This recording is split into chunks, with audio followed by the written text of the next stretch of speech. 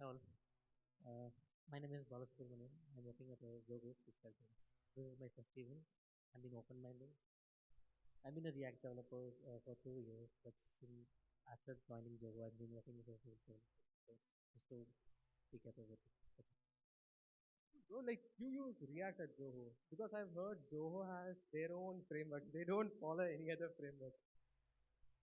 No, no React. We are using Syed. My team, yeah. How many front-end developers in the room? Cool. How many full-stack developers in the room? How many back-end developers? Ah, nice. That's nice. Yeah. How many of you are working in the AI side? Like, you have started dwelling into AI. Yeah. No, not the APIs one. Okay. Not using APIs. You're doing actual. Oh, cool, bro. Okay, let's go with the. I'll come to you 1 minute. So, Harit, what do you do? Okay, so I'm building a product called Clever Hire. So it is something like a co-pilot for HR. So from applying to a job and taking interviews and creating the analysis and sending it to the client, everything is in a single pipeline. You just have to type your job description and everything will be taken care of, including the voice, video, and everything. Many college students here? You could send your resume to him. Placement's done. Okay, so I'll come to you. Hey, bro, why did you come late? Volunteer? I just.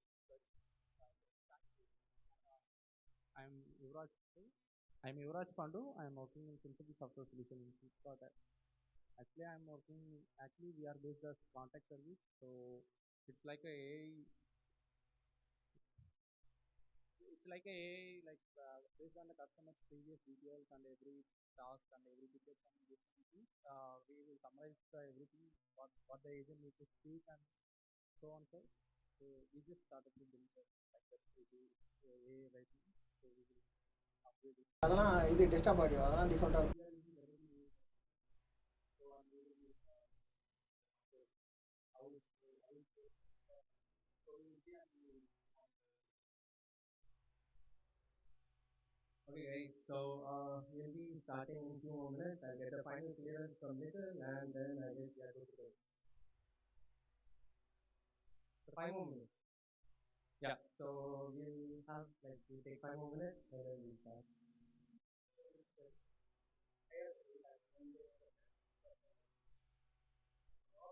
First, I feel like this room is a little heavy. There is after silence. Can I have a good morning? Let's mute these first for the last year. Morning, college any non-Tamil speakers here?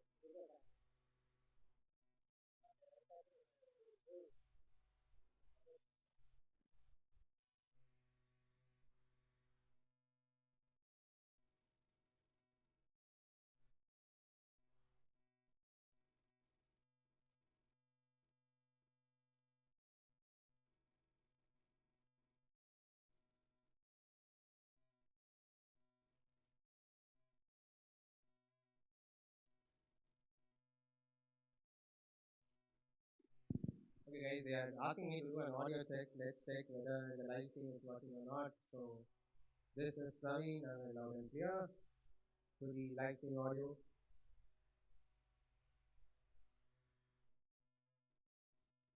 Apparently, it seems the live stream, the audio is not working. So, take a few more minutes. So, until then, like, is anyone working on any open source projects? Anyone? Like, have contributed to open source or. Oh, nice. Two people. Anyone? Open source. So I have been working for the last 1 year, but still I'm not shipped even the prototype, so I can't call myself open source guy. I'm Giri Prasad. I'm from Chennai. I'm studying fourth year in FIM. So I have contributed to create an open source game engine. It's called Godot. Godot. it's a free and open source implementation. So my PR does it adds a button to the animation editor, so you can insert keyframe either in the timeline, cursor in the timeline, or else to the mouse click. It's done like this. So before the keyframes are just directly added to the mouse click. You can't add it to the cursor, it's the play or you have a cursor in video players, right? Somewhat C, C++, right? So who else have contributed to open source? Nice. Hey, hi. I'm Nat. I'm also from Chennai. So my contribution to open source was to Arch Linux. Arch Linux. Yeah. So there is a package called Webar, which is a status bar that I use, and there was something that was broken about it, where it was not aligning items properly. So I had helped raise PR to get it fixed. Rust. For my project, open source project, I was actually thinking of going with Rust or Golang, but I eventually learning curve was less, and also Golang has little bit more market job in terms of job market. Like have seen like more Golang jobs than Rust jobs. So my open source project, I settled down with uh, Golang.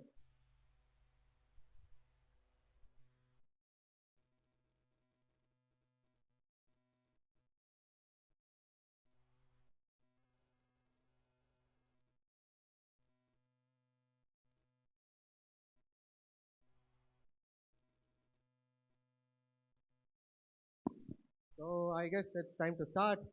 So those of you new here, this is Praveen, aka SB, and that is Kamlesh, and you can call him as Rambo. So we are going to be the host today. So uh, when I started, okay, so 2 days back, when I started preparing for this event, I was thinking, how could I even start this event?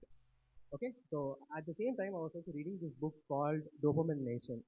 Okay, so it's called Dopamine Nation. So I read something that was pretty interesting. It's about pleasure and pain. Okay, it's about pleasure and pain. So inside your brain, both pleasure as well as pain is processed in the overlapping regions of your brain, which means that when you experience pleasure, it is also processed in one part of the brain, and when you experience pain, it is also almost processed in the same part of the brain. So if you're actually wondering, okay, so I'll also tell this. So inside your brain, you will have a balance. Okay, it's almost like this, and you'll have a pivot at the center. To the left hand side, you have pleasure, and to the right hand side, you have pain. Okay, so assume that you're standing right in the middle. So if you're going to move towards your left, what will happen? So you're moving towards pleasure. So your pain in life actually increases. Okay, so if you're going to move towards pain, your pleasure in life actually increases. So this was something that I found pretty interesting. Okay, so if you're actually wondering, why did I actually tell this today? Okay, so you all have taken efforts to be here today. I heard someone come from Coimbatore, and there are people who have come from other districts. Okay, so you all have taken efforts.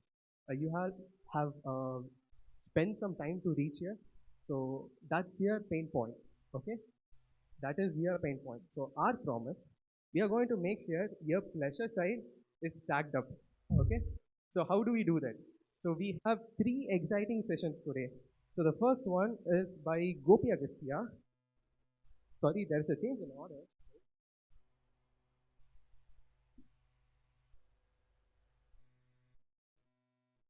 Okay, so there is a change in order. So the first session will be by Tapas Atikari, and it's going to be on test cases in general. So the second session will be by Gopi Agasthia and Vignesh M, and it's going to be on performance improvements with signals and web workers. And the third session is going to be by Syed Umair, and he's going to have a session on how do you build emails using React. Okay, so the second part, the networking sessions that we have. So you have two networking sessions, one at 3:30 and other after 4:45.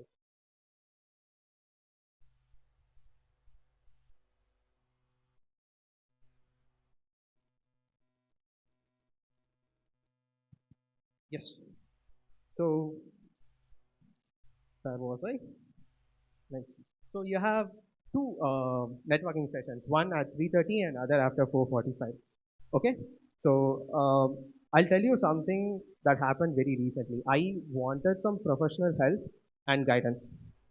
You know what I did? I called Nikhil, I called Rojaka, I called Vignesh bro, I called Arvind, and all these members are from community. And I did call someone from a website called TopNet. How many of you have actually used TopNet services? And I paid him like 1,500, half an hour straight. He just asked me some questions, he gave me some random answers and done. But the people from the community took so much effort to actually give me the correct set of guidance. So that day I learned the power of networking and what is the advantage of being in a community, being connected. Okay, so use the networking sessions well, speak with each other, network, ask for referrals if you're looking out for jobs, and if you're working on some wonderful projects, you are looking for team members, you could also do that all in the networking sessions. So before we kickstart the event, some code of conduct. So we want to make sure this place is welcoming, it's harassment free, be respectful to each other. Just in case if you are feeling discomfortable, whether it's boy or girl, you could scan this QR code where we have the code of contact. It also has mail IDs. So just in case you need any help, you could send us a mail or you could also reach out to one of the volunteers here. We'll be helping you with any issue. Okay. So for those of you new here, Chennai React was started almost 1.5 years back by fellow React developers, Surya and Nikhil. And now it's not just a meetup, it's more than a community of 9,000 developers. We have held 12 events so far, both online and offline, and we have been community partners to more than 25 plus events now. So over to Surya and Nikhil to speak a few words about Chennai React.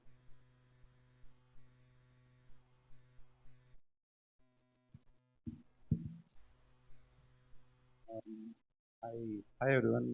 Good afternoon. I know, for the first timers here, almost 80%. Okay. So this is the kind of crowd we used to get like every event.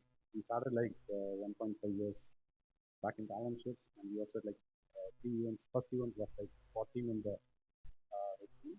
Like next event 60, next event 80, next event like 120, and it's like increased to 180. And right now we have a cap of 200 city capacity. So you can see turnaround. It's like almost full. And thanks for the support. It's like welcoming for us to do this kind of event. We wanted to do more and keep encouraging us. Thanks for coming on this Saturday. And I know it's like from some of them coming from Francis, in the past from Bangalore.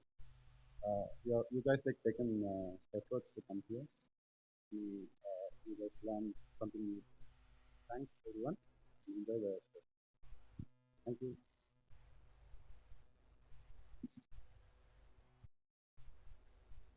Okay. So last time we announced a LinkedIn contest. So which was like you will have to post a event photo in LinkedIn and you'll have to use a hashtag Chennai React 12. It was last time. So this time it's going to be Chennai React 13. And you also tag us at Chennai React. So you can actually do it even this time. We'll be giving you some goodies. So for the last time winners, we'll be announcing towards the end. So all that you'll have to do is take a photo in this event, please, and then you'll have to post it in LinkedIn. So in the next meetup, we'll be giving you some goodies. Okay, but make sure you also use the hashtag Chennai React 13 and also you tag us at Chennai React. Now coming for the sponsors who have been, oh my god, that is display. Okay, now for the sponsors. May I know what happened with the display? Okay, yeah, it's coming. Nice. Okay, now for the sponsors who have been very, very, very gracious to give us this wonderful venue, to sponsor us food, to sponsor us with all the goodies. So for the first sponsor, IBM, who have been kind enough to give us this wonderful place, and also they are the food sponsor.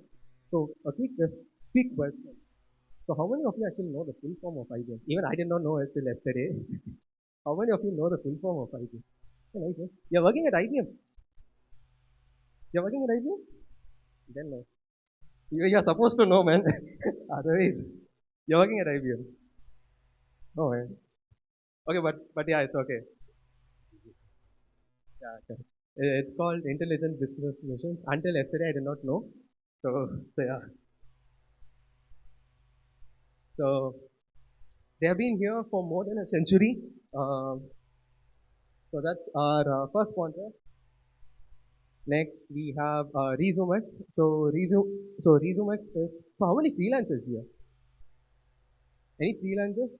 Only Rambo. Any freelancers here?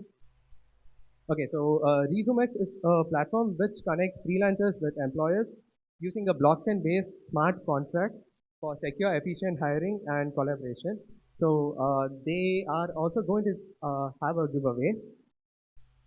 So all that you'll have to do is you will have to scan this QR code, which was supposed to come here. Unfortunately, the display is not cooperating with me today. Yes, it's coming. Yeah, so all that you'll have to do is you'll have to scan this QR code and you'll have to upload your resume. And towards the end of the event, we'll be picking 3 random winners. And the winners, again, no, nobody. You're not supposed to do, I think so, it's angry on me. So, okay, but anyways, during the breaks also, we'll be floating this QR code. All that you'll have to do is like, you'll have to upload your resume to this QR code. And towards the end of the event, we'll be giving away 3 Bose earphones. So make sure you also do that.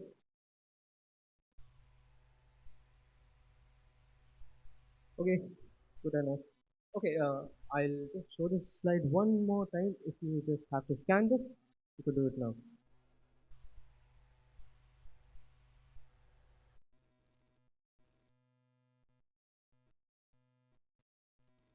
Again. Oh, okay, okay, okay, it's okay.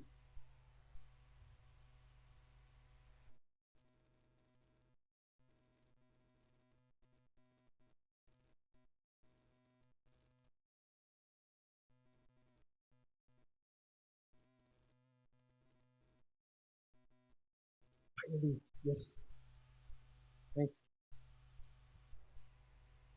Okay, so before we move on to the first speaker for the day, I call upon to Rambo Kamalesh to tell a few words. What do you think, Macha? இதெல்லாம் கிடையாது. We have to.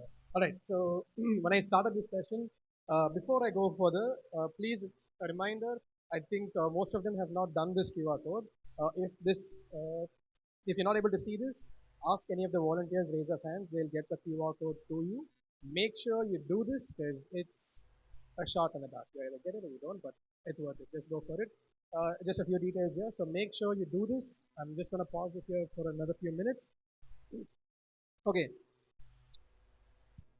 check. So when I started the session, I told you guys that the room is a bit heavy and you guys need to network a bit more. You got to be a little louder. You got to be a little happy. You got to be a little vibey for you guys to get the best of this event. So once the speakers start coming in, they're going to give you their presentations. They're going to give you their ideas. The more interactive and the more initiative you are when it comes to the topics, the more effective it is going to be on you guys. Most of you guys are new, so this is your first time you're coming in here. So make sure you guys break the ice, vibe in together. Okay? Guys, come on. Yes, come Yes. on. Yes. One last time. Come on. Say yes. Nice. So this throws me back to all the way to my SRM days. How many SRM graduates here? நம்ம நம்ம Ramapuram SRM Ramapuram very good நீங்கள் SRM Rama கட்ட மாட்டா ஐயோ சரி Ramapuram this guys my try How many SSN fellows? No SSM here. இது ஆள் set பண்ணி கொடுத்துருக்காங்க. SVCE. You have nickel from SVCE. Oh, we have one SVCE. All right. So give us a bit, because there are some fluctuations with the mic and the system, but I think it will be resolved once we jump into the session. Okay. So all good? All ready for going to the session? Yes. Okay. Happy? Backside, I'm not hearing anything on you guys. Yes. No. இன்னைக்கு என்ன நாள் தெரியுமா? சனிக்கிழமை இல்ல, இன்னைக்கு என்ன நாள்? What any non-Tamil speakers here? Raise a hand. Oh, okay. I speak English. Do you know what day is it today? Raksha Bandhan. So most of the male guys here chose to avoid Raksha Bandhan, and they have come here in the sake of React Chennai. Raise our hands. So and all has done this. Kirikra munji veche theruduppa. Alright. So personally I've done it, so don't worry, I'm here because of that. So yes, cool. So we'll get to the session. I'm going to go back to Gopi, and we're going to jump in. If you have any, hear me now? Yes. Sure. If you have any other questions, the volunteering team is all the way on the right side. Just raise your hands, they'll come to you. You can ask the questions. A couple of hospitality announcements. The water dispensers are right here in the hall. Just choose when you got a water break. Washrooms are to the back behind. It's basically through the entrances which we came in. It's all the way the opposite side. Cafeteria mostly is closed, but if you do want to check it out, it's on the ground floor. That's the hospitality announcement. போலாமா session குள்ள? Energy இருக்கா? தாங்கலையா? முடியலையா? இப்பயே break வேணுமா? Yes, yes, yes, yes, no, yes, no. You guys are. So when it comes to engineers, we always have this one answer, binary. You know what's binary? What's binary? Ones and zeros. Now you guys are talking. Lovely. So 1 or 0. You guys want to start the session? 1 or 0? 1 na yes, 0 na yes. Another? 1 na yes, 0 na yes. It's a learning curve now. 1. So all of you guys are engineers. Any non-engineers here? எனக்கே தெரியாது, நான் சும்மா சொன்னேன், நீங்க சட்டா சொல்றீங்க. Right? So cool. We go live. I mean, it's over to you now. Okay. So if you're actually wondering what's there in this, okay, so I have the habit of carrying it to exam, which is very bad, and the same attitude actually continues even now. So okay, so over to the first session. It's by Tapas Atikari. Okay, so our first online session. Okay, so slides. I did work hard on these slides, so it's to show. So the first session is by Tapas Atikari. So our first online meetup was with him. He was so gracious to do it, and now he has come all the way from Bangalore to come to Chennai. So let's give it up to Tapas Atikari. His session is going to be on why developers are scared to write tests and how to fix it. He's a YouTuber. He's the co-founder of Creoverse. So over to Tapas.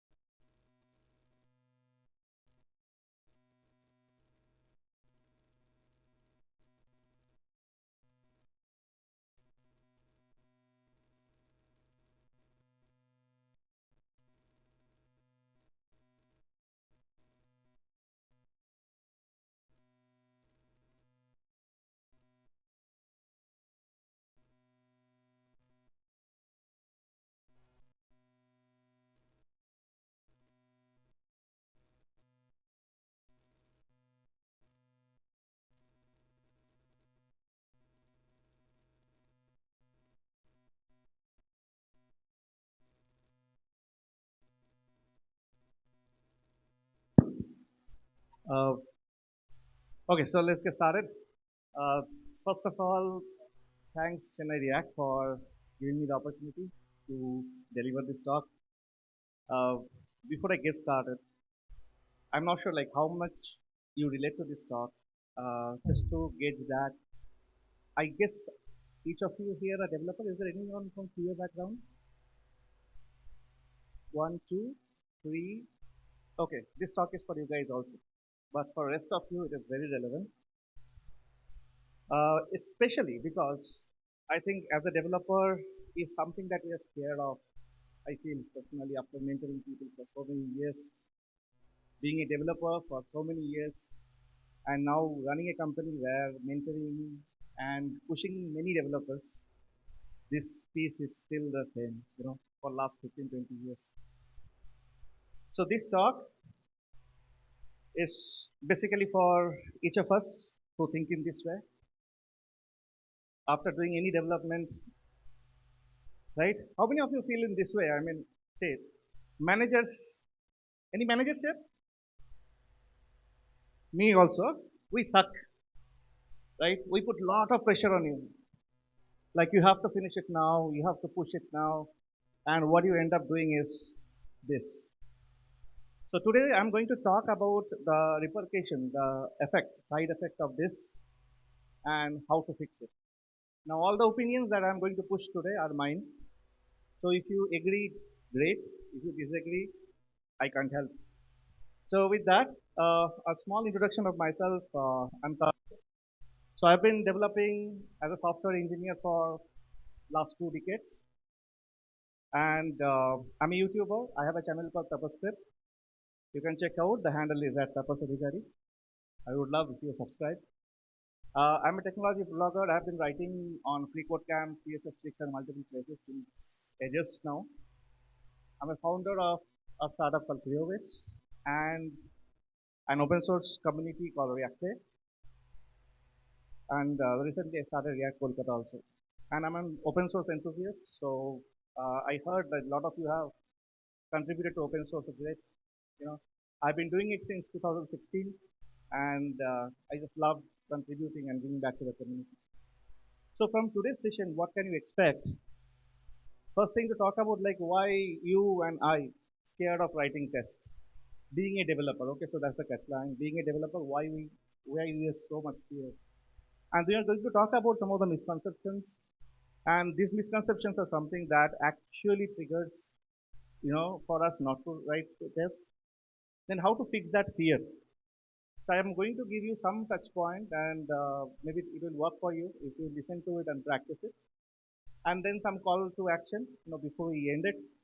And then finally, we'll end it with some final thoughts. Okay. So before I proceed, just a quick check. How many of you are 0 to 2 years experience? Juniors. I hate that term, juniors. They pull more weight than seniors. Okay, how many of you from 3 to 6? And how many of you are seniors? Okay, good. I want this session to be little interactive. So I will throw some questions. Okay, please give answers. No answer is wrong answer. So everything is right answer. How many of you write tests for your code? Be very honest. You have ever written tests for your code except open source world? I love you guys. Excellent, excellent. So for rest of you, if you have not written test, I guess that the reason will be one of the 6 reasons that I'm going to throw in front of you. If there is any more reasons, I want you to call that out at the end. Okay. So let's get started. And here is a very famous quote. You know who is this person is? Can you read the name?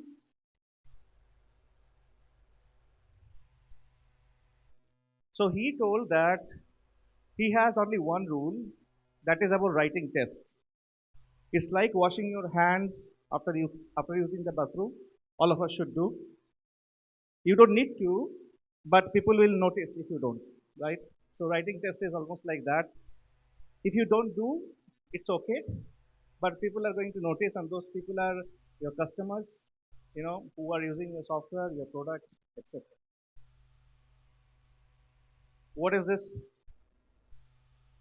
How many of you go to gym? Very good crowd. I have purchased the past 3 times and went there for 2 days.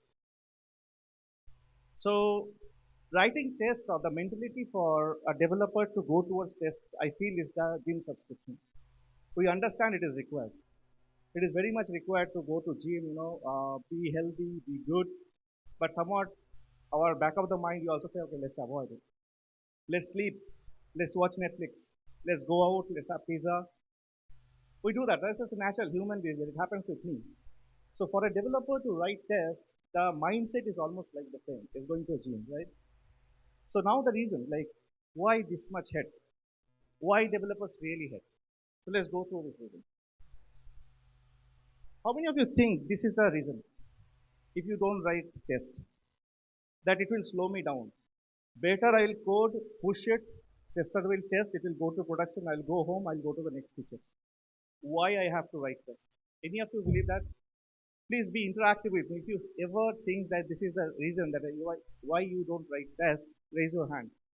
Okay. Why got 1%, 2, 3. Yeah, this is how we need it. Yeah, so most of the people actually from the dev background, they avoid test because of this reason. That is unnecessary slowness. Why should I take that extra headache? The thing is, we developers are paid for what? Development. Creating features, bugs. We developers are paid for that to create features. We are not paid for building stability. We create feature, we push to production. Somebody called testers will be there. Who will test it? Things will go on production. Somebody called customer will suffer. And then somebody called manager will be on top of our head and will fix the thing. Right? That's a cycle, usual cycle. And it is not like about, in India, it's everywhere. It's a global problem. Okay.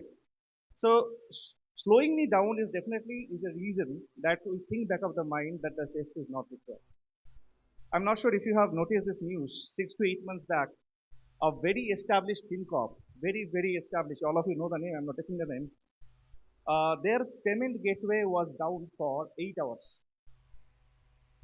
And that payment gateway was down for 8 hours because there was a shared code for payment checkout which was broken because of an extra logic, which was not validated by the tester because the tester was not aware of that extra use case to be handled.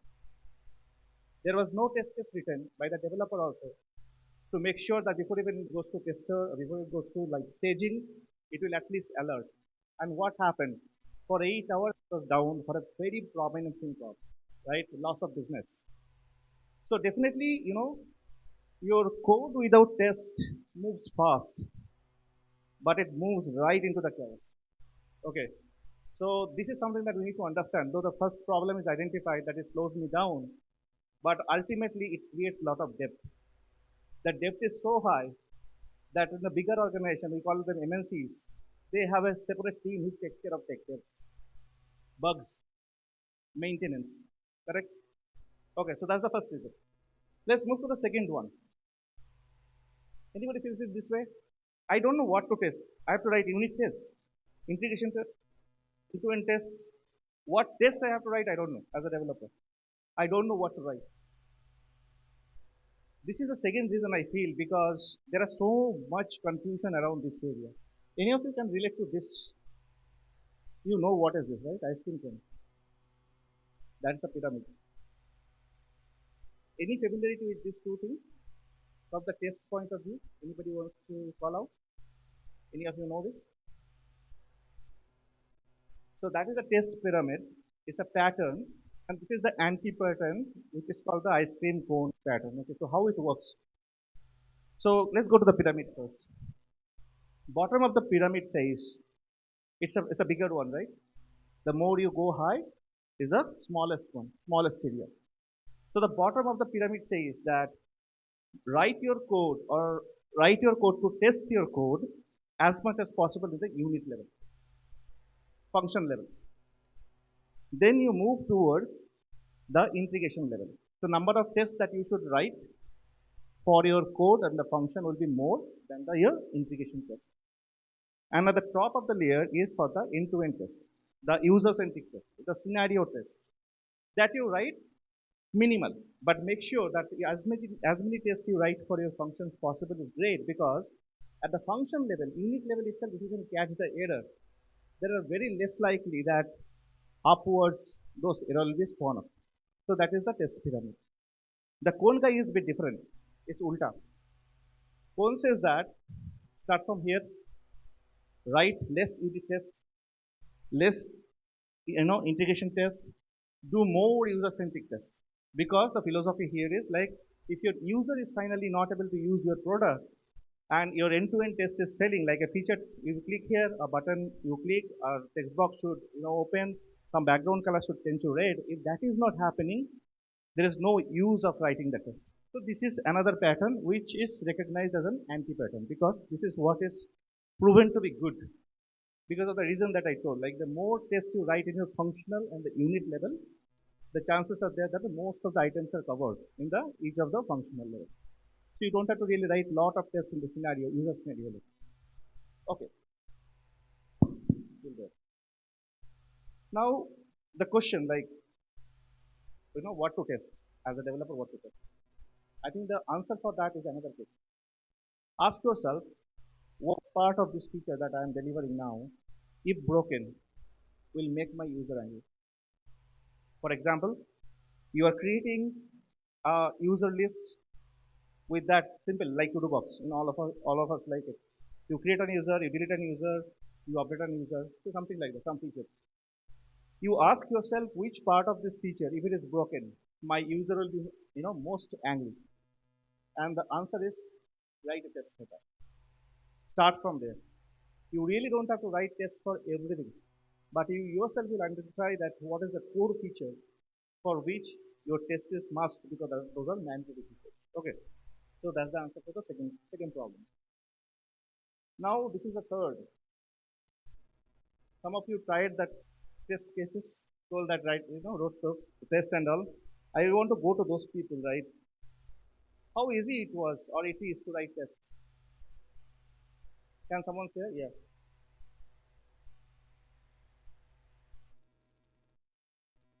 Right. So think about a situation. First time coding. For my code, I have to write more code to test. For the test I am writing, to make it work, I have to debug the test. And at the end, I have to say, okay, everything is working fine.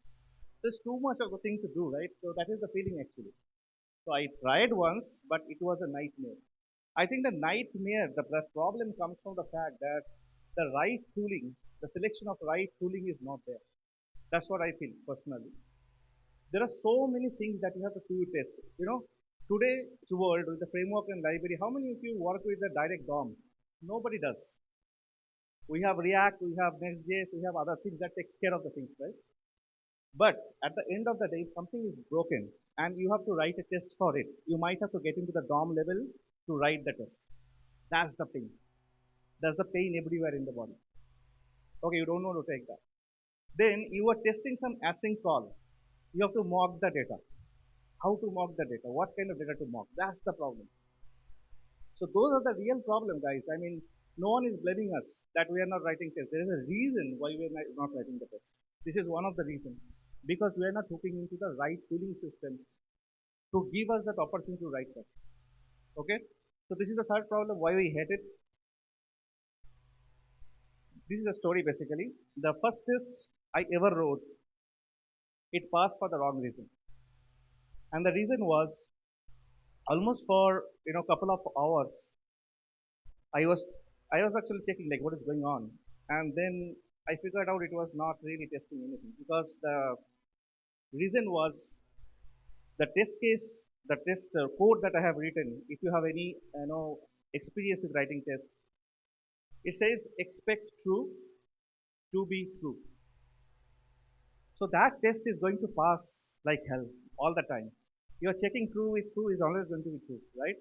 So the test was like that it is going to pass always, and it was never failing, even in a situation where it's supposed to fail, right? It is because I was not really focused on understanding like what I need to test, but once I came to know like okay what I need to test, what is the right tooling of it, I think I improved. Okay, now the fourth, the problem that I feel in today's world, in last 2 to 3 years, it is there are too many tools. Can someone name few test tools from back? So there are so many. There is just, there is like, we had this Mocha, we had, now there are a lot of cloud tools, like you have Lambda test, you have browser stack, which actually engage everything together where you can do the things, you have Playwright, you have a lot of stuff. Now the thing is like there is too much confusion, like now which tool to get started. So here I will give you one formula that actually worked for me and I use is go by the pyramid again. The pyramid says that the bottom of the pyramid is about the unit test, the functional test. Once you go up, it comes the integration test. Then comes your end-to-end user scenario test. And then the individual UI component test. So for each of the things, you don't have to go beyond these libraries, at least now. I hope it will stay like this for next 3 years at least. After 3 years, if I'm giving the same session, probably I'll be putting some more name or removing from there. But for now, if you're getting started with unit test, you can start with VTest. Pretty stable, pretty good. Just some of you already told you know that. With integration test, you have super test or MSW can mock the data. End-to-end test, you have Cypress, Playwright, all of you know, I guess. And then for the UI components, there is something called testing library. If you are not aware, it is not a generic testing library. The name of the library itself is testing library. Okay, so you can check it out. It's quite good. Okay, now this is a bigger problem. What happened? I'm a new guy, came to the company, and I'm like all boosted forward that I have to write test. I write test because my previous organization I was writing test. The moment I delivered my about to deliver my feature, I asked my manager or my lead, sir, I need 2 more extra hours because I have to write test. And that guy told, what are you talking about? Ship it. Right? They shut you saying that ship it. And that guy who was so brave in the previous company used to write tests. He joined the herd or the people like who actually discouraged it. So lots come from the fear, lots come from the company culture that whether test should be embraced or not. We need one brave guy in the room or the company to say that okay, let's build this culture of test. There is a sprint planning, right? Most of you know that you are working. You should talk about in the sprint planning. It's okay to take one more extra day to make sure that you are writing the test and making that person understand that what is the real implication if you are not writing it.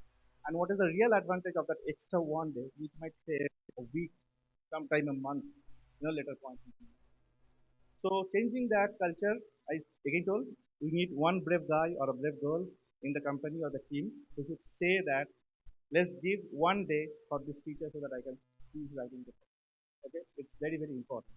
So this is another one. And then the last reason, okay, this is again from my own experience. So joined a team sometime for 3 months where the test was not really integrated with any of the pull requests. So PRs were merged without any test being passed. Okay, I was wrong. The test was integrated with the pull request. Every pull request used to alert that there is a problem that the test didn't run. But the person who was actually running the things, he was not a very big believer of those, red alerts. So he just told, okay, let's merge it, let's ignore it. So a lot of time it happened like it went to the main without seeing like what exactly those test failures are saying, right? And yes, it was a developer tool, and guess like how many bugs. Yeah, yes, it's a real experience. And then the last one, my sixth point, this is a fear of judgment. This happens with few people. Like, you know, after a lot of effort, I have developed this feature. Now, on top of that, you're asking me to write test. With developing the feature itself, I struggled a lot. On top of that, I have to write the test on this. How it will be. Who will review this? If some senior is coming and telling that, okay, you have written a test like what I have written first time, expect two to be true, people will laugh at me. So it's okay. I mean, if you feel like that way, you can change your mind because I personally believe this that a bad test is better than a bug in production. Because if you have written a bad test, at least someone will say this is a bad test. Someone will say, why have you written it? So you have an opportunity to correct it. But if you don't write it, if you don't really take that as a challenge, then you'll end up with the FinCorp example that I've given you, right? You will learn it eventually. That's what I will say. Okay, so with that, let's move into quickly on some of the misconceptions. Uh, Junior devs. So wherever I was in an MNC for almost 15 years. I was a junior there and then I grew there. So always there's a feeling like, uh, junior devs are going to do some low level jobs. Senior devs are going to do some high five job, architecture job and everything. So one of the low level job is testing, writing test. So testing is for junior devs. This is a very, well known misconception. The second misconception is like, what is coverage? So coverage is basically you have written the test to cover most of your feature. Once you run the test, if it is 100% cover means you have covered 100% of your feature and its availability, ability by the test. And once your manager sees this report 100%, wow, safe. Okay, so 100% coverage is safe. Another misconception. Then QA, no hard feelings. Manual QA will catch it. Let me just push it. QA will eventually catch it. Why should I take headache? I'll push on Friday, Saturday, Sunday. That guy will die. Test. Monday, once I come back, I'll again fix the bugs. Okay, mindset. And then I will test it later. Is the thing. Okay, so there's some of the misconception. Now to tackle this misconception, in real world, some of the finest developers that I have worked with, some of them are 25 years experience that I worked with and I was 6 to 7 years experience in a product company. They start with writing tests. First thing I have seen them doing, taking a feature, write a function in plain English. What we do with Copilot today, right? You write in English, Copilot gives us the code. I have seen them writing the comment, writing in English, and then fill the gap of that English with the code. You getting the point? And for each of the section, they're writing the test. I have seen them doing. Not now. I am 20 years experience. When I was 6 years experience, 14 years back, I'm talking. That time there was not much tooling system. Senior developers really start with tests. 100% coverage is not safe. Seeing everything green is not safe. Somebody writing a test case like me, expect true to be true. It's always going to be fast, and you'll get 100% marks is not good. Manual QA will catch it only when they will know what to test. And who will tell them what to test? It's you, or your PM, or your team lead. Somebody has to communicate, right, what to test. Now you think about it, the feature that you have developed, if you have written test for that, test cases for that, it is covered there only, na? QA will automatically come to know from that. But if you're leaving it, going by on Friday, like, that guy will test over weekend. And the last point, you all know, that letter never comes. I'll do it later, I'll write the test later. It will never come. Okay? So these are some of the things, but let's fix the fear now. So here are a few points that work for me. I want to leave it for you. I hope it works. First thing is start small. Start with one test case in your life. So if you go back from Monday, whatever feature you are doing, try to think about I'll be writing one test case for this particular feature. Just one test. Start with that. Nobody asked. You are taking that initiative and you will do it. Okay? What makes me wonder is like if you read this code, if you back, at the back, I'm not sure if you're able to read it. This is a test for pizza delivery. If the address is not provided, pizza won't come to you. Doesn't this code look much better than the code that we write? Because this looks like English sentence. You first describe the test case, then what you expect. It says that items is this margarita pizza. If the address is blank, then you place the order, and here you say that okay, if the order is not there, you expect as false. So this test will pass or fail according to that.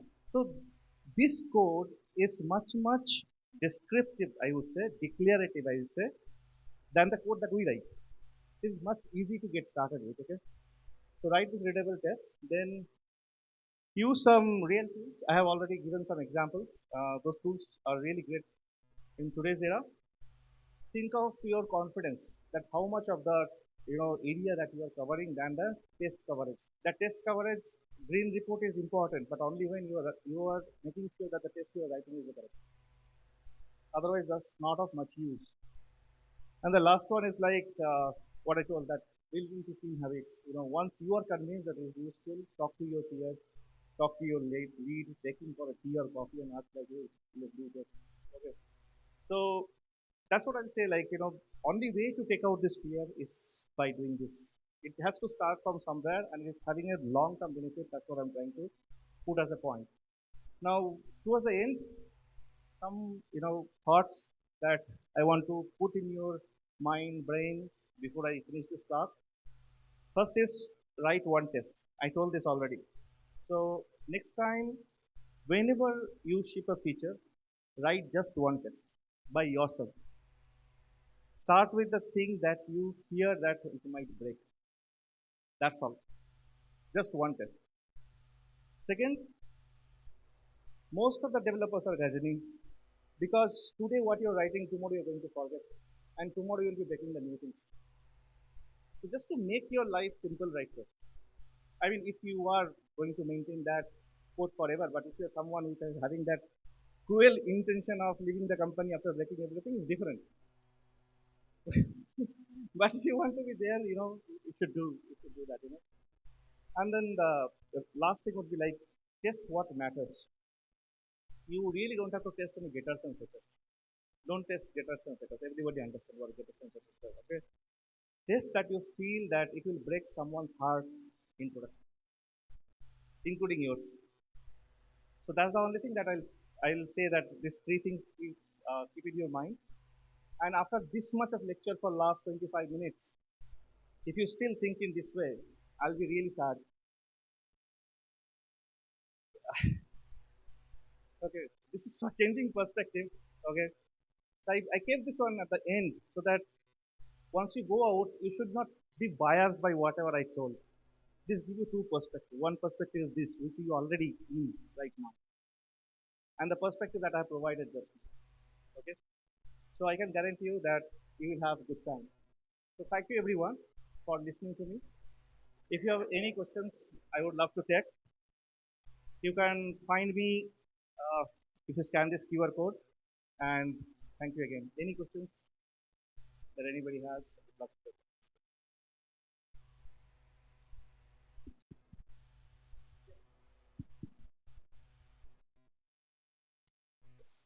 Thank you. This is a wonderful session. Learning a lot.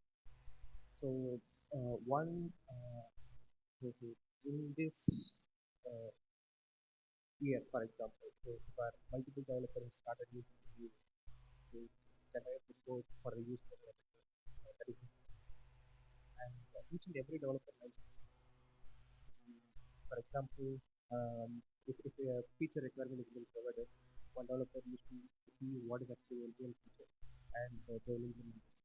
And maybe a certain developer can uh, segregate into small things what I can plan it for today, what is actually delivered like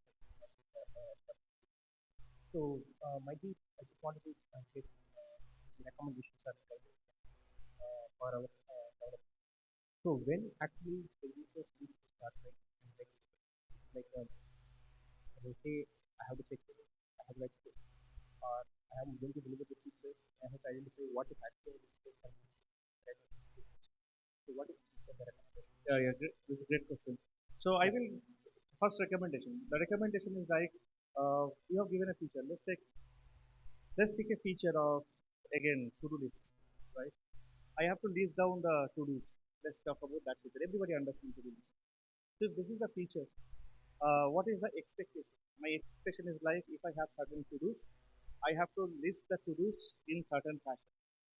So I have to unit level first to check that the method that I am calling, maybe the asynchronous call, that is returning certain to-dos which I can actually put it to my UI code. So unit level, the first test I'll be doing whether my asynchronous call for getting the to-do is successful. So the first unit level test case I will write right after I implement it. Now you will ask, okay, there is a test driven development, which means that I write the test well before, make it fail, and then I fill it up with the feature development. If you are having that maturity already, great. But that maturity is like very heavy. It comes after a lot of experience. So I don't expect that from anyone. I expect them to build the feature. Now you understand the feature, positive, negative, all kind of test cases. Now you start writing the test for it. Now with the advancement of AI, what is happening? This particular to-do list logic or the fetch call for getting the to-do, you can give to any AI tool and get this data, right? You get the code. We all do today to make us faster. Why don't you get the code for test, guys? That's the question I'll ask. It is more easy, now. You got the feature code from, Claude, ChatGPT, using cursor. Why don't you write another prompt to get the test? So it's a mindset ultimately. But to answer to your question, yes, do it right after you finish writing the feature block. Any other questions? So okay, so this will be the last question since we are running out of time. But again, like Tapas will be available after this session. So during the networking time also, I guess like you can ask all your questions. This will be the last question.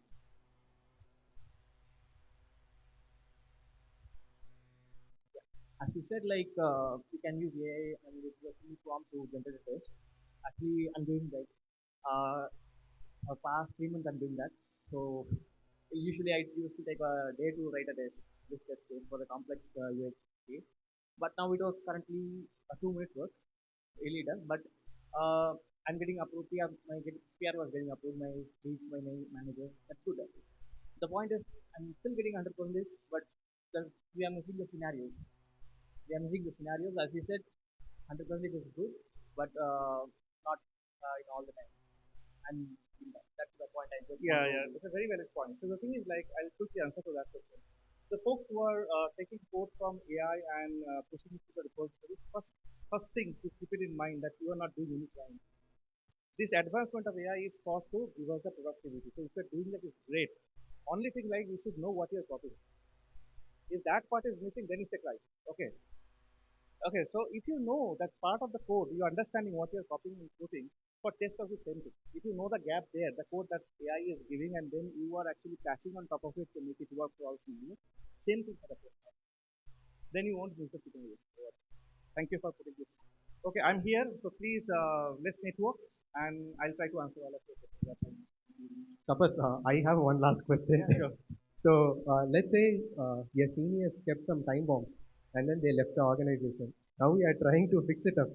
You have 5 repos in hand and you are trying to write test cases. So what do you recommend? Find that guy. That's a probably hard bullet to chew, all the time. So if someone has, left something which you have to clean up, is always the toughest job because most of the time you don't understand like what the person has written. Probably proper documentation is not there, proper code KT is not given. There are plenty of situations. But if you have to write code for the person that already left the organization and given, I would say that again the philosophy that I'll follow is let's not try to write for everything. See the feature that the person has written and see what is the most critical part of that feature. At least try to cover that much because it will be lot of time. It will be lot of iteration to figure out like what exactly.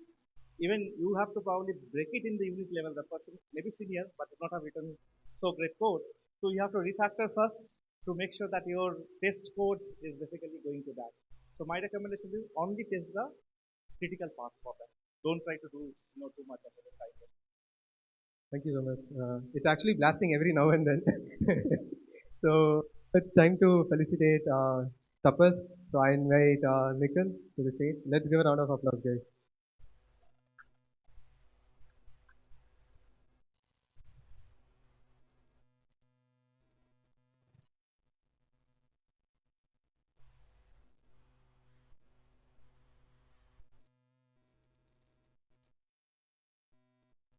Yeah, come on.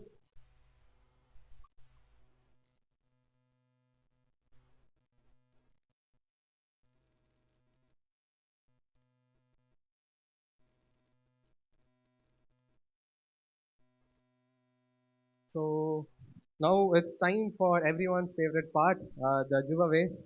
So last meetup, we had promised that if you are going to post on LinkedIn the event photos, we'll be selecting 3 random winners and we'll be giving them some goodies.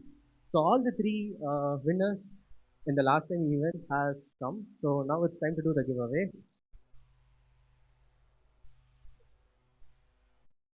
So first, we invite Nandini Ravikumar. So she had posted last time. So yeah, let's give a round of applause, guys.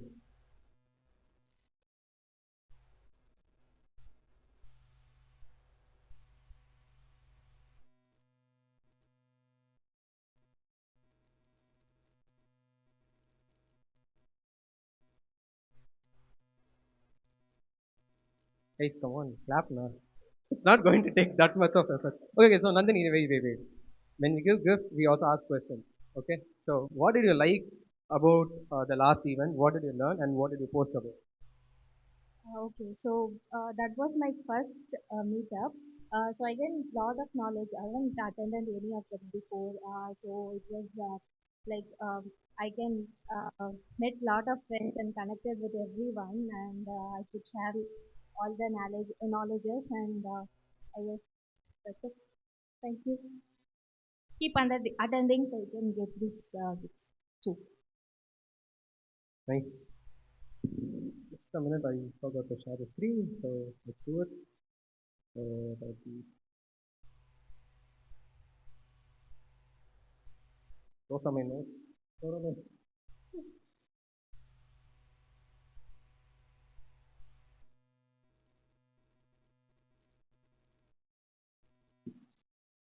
Now let's invite Kribanidhi ji. Guys, come on. It's not good. Invite Shanti Akka to give over the gifts.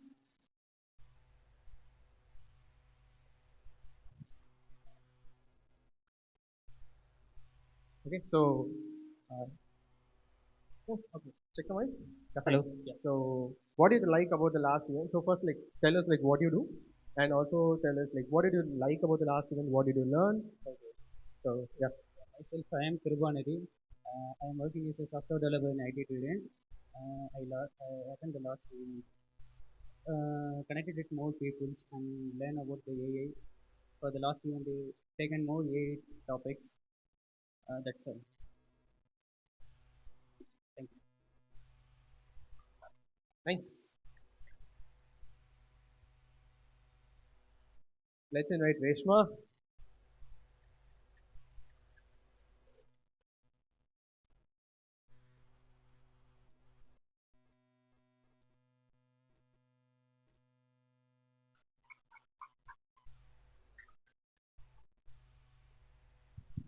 So Reshma, same question. I guess I did not ask the question again. You can tell. Hello guys, Reshma. It's the first stage I starting with தமிழே பேசலாம். It was my first event. Meetup start பண்ணது ரோஜாவோட பேசுறது நான் பார்த்து I don't know how to start my career. I am so confused about எந்த role choose பண்ணுறது என்ன எப்படி ஸ்டார்ட் பண்ணுறதுன்னு எனக்கு தெரியவே இல்லை. ஜிசிடி அலுமினி ஒருத்தவங்க சொல்லியிருந்தாங்க போஸ்ட் தான் லிங்க்டின் ரைட் லிங்க்டின் லிங்க்டின்ல நிறைய எழுதிங்க தென் எக்ஸ்ப்ளோர் பண்ணணுங்கிற ஒரே ஒரு கீவேர்ட் மட்டும் எங்களுக்கு கிடைக்குது. ஸோ ஐ லிங்க்டின்ல எக்ஸ்ப்ளோர் பண்ணேன் தென் ஐ கனெக்ட் ரோஜாக்கா. என்னோட ஃபர்ஸ்ட் ஈவெண்ட் வந்து ரியாக்ட் சேனல் தான்.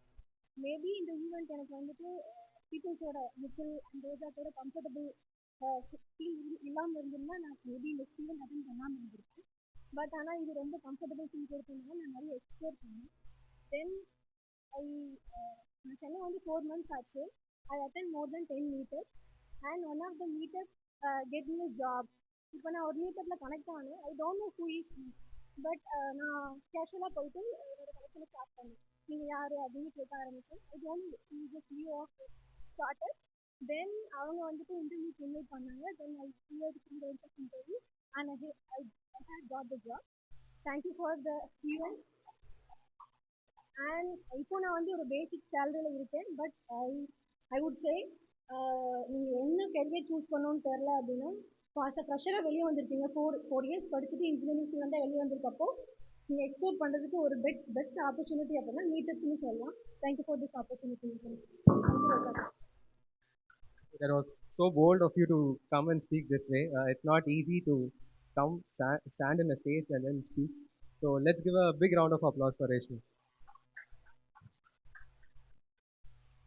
So and also a big round of applause for Rojaka. She has been doing a lot of social services. She also helped me. So yeah. So before we actually go to the next session, so the next session is going to be like Bahubali. We'll have part 1, we'll have part 2. So the part 1, oh, I'm sorry. The part 1 is not this. So if you're actually wondering that you also want to get any goodies or something like that, all that you'll have to do is Again, click a photo in the event, post it in LinkedIn, use the hashtags Chennai React 13 and at Chennai React, and probably the next time you could also be the winner. So over to the next session. So it's by Gopi Agasthia and Vignesh. Gopi Agasthia is a software engineer at IBM Software, and Vignesh is a software developer too at IBM Software Labs. So their session is going to be on performance improvements with signals and web workers. So we'll have a break in between. So the first part will be done, and next we'll have the break, and then we'll have the second part. So let's invite Gopi Agasthia. Sorry, Vignesh. Let's invite Vignesh and guys.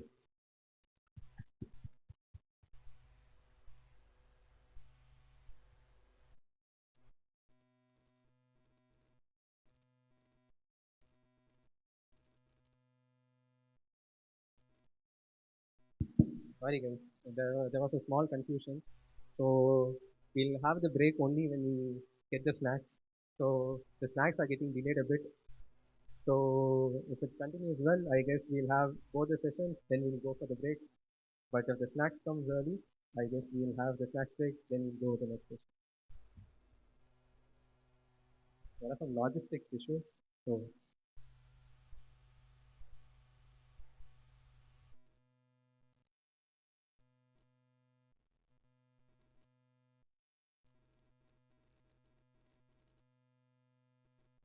it's not supposed to tell that it seems. I told that.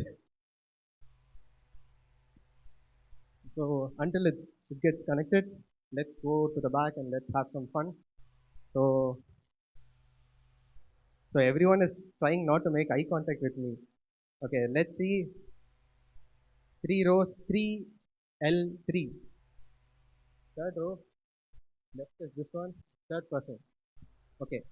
So like you'll have to tell me your name and what did you like about the previous session? Rambo.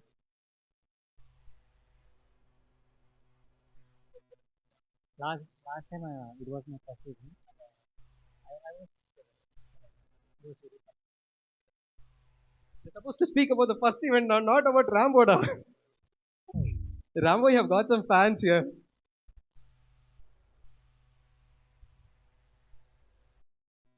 Okay, so I guess it's up and running. So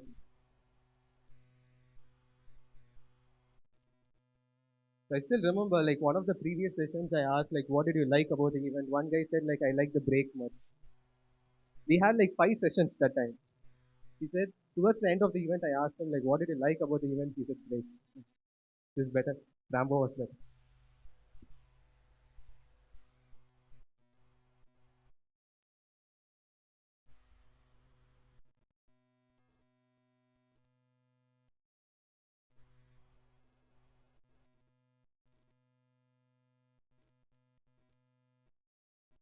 Yeah. So, very good afternoon to everyone. I hope all of you had your lunch. So, I'm Vignesh. So, I've been working as a software developer too at IBM. The topic that we are going to discuss today is performance optimization with web workers and React signals. Okay. Right now, right after lunch, a performance optimization talk. I'll try not to make you guys sleep. So, yeah, so we'll start right away. So, the first thing, why do we actually need yet another performance optimization talk? So, I think the answer is quite simple. So, still we have applications which have a few UI lags, stutters, and that is even it might seem small, but the small issues it makes the user feels like the application is broken. And when the application is broken, and when the user thinks the application is broken, there will not be any user retention. So if the application is fast, if it is working as expected, if it is responsive, then the users are going to love it. So when the users love it, they engage with it more. So when the user engagement is more, obviously it would increase the revenue. So when revenue increases, obviously you don't even have to say, the leadership will love it and they will expect you to fine tune your application to be performant as possible. So I think that's enough reason why we need to emphasize on this talk. And now let's see. So, what are the factors that impact the UI performance? Now that we have seen why performance is critical, now let's see a few factors which affect the performance.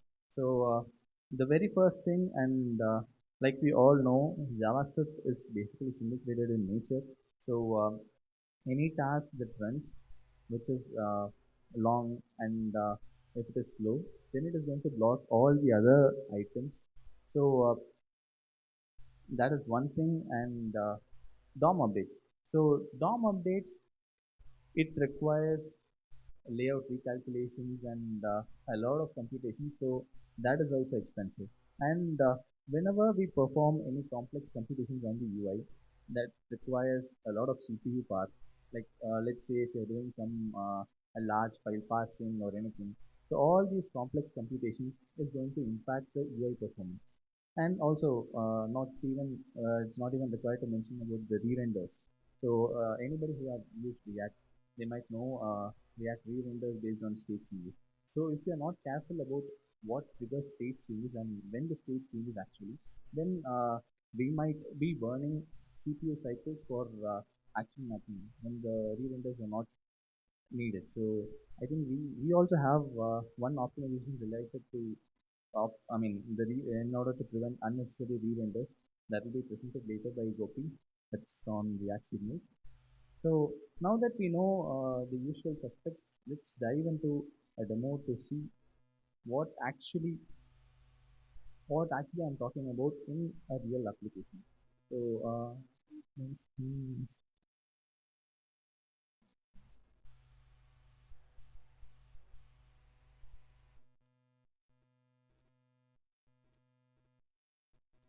yeah. So I hope my screen is visible now.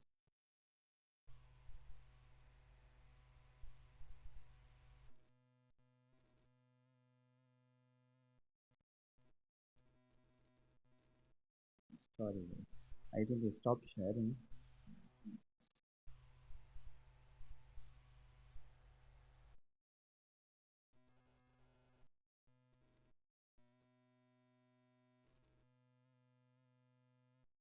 Yeah.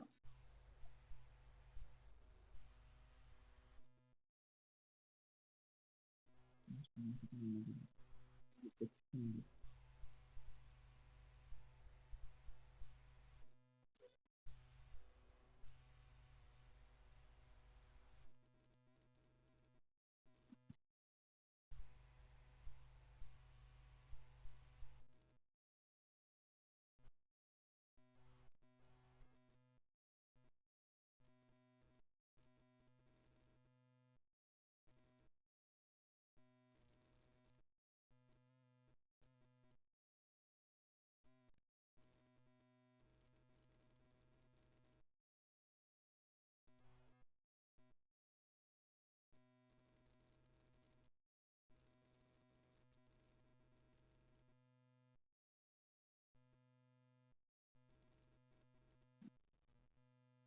Sorry for the delay, guys. So basically, I'll dive right in. So this is a small demo to showcase what performance impact has on real-world application. So this is basically a sample application in order to simulate a performance impact, and later we'll come back to fix it. So currently, I have four interactive components here. So first one is a timer which keeps on running and it keeps updating for every second. And then the second one is a counter. So if I click on it, then it's just going to add one to it each and every single time I click on it. And the next time, and the next is a text input. So everything you could see on the screen is I'm able to interact with it. Alright. So the thing is, right, when I upload a file, which is uh, which is going to be a very large JSON, and it is going to involve a complex computation. So at that time, let's see what happens to the CI. So what basically happens is, I mean, to give more context, so I'm going to import a JSON, and this JSON is containing a few customer related data, which using the customer related financial data, so it is going to compute the risk score, the credit worthiness related score. So it determines whether the customer is credit worthy or not, and the risk of lending to that customer. So that part is going to be we are going to simulate it as a computationally heavy one. So once I enter it, and you could see the UI is no longer responding, the live timer is stopped, and I'm not able to click on anything, the toggle button is not working, and nothing seems to work, only the processing is happening. If you could see, once it is loaded, everything has come back to life. So it might seem like the UI was frozen for like 2 seconds, but let's go back and understand what actually happened.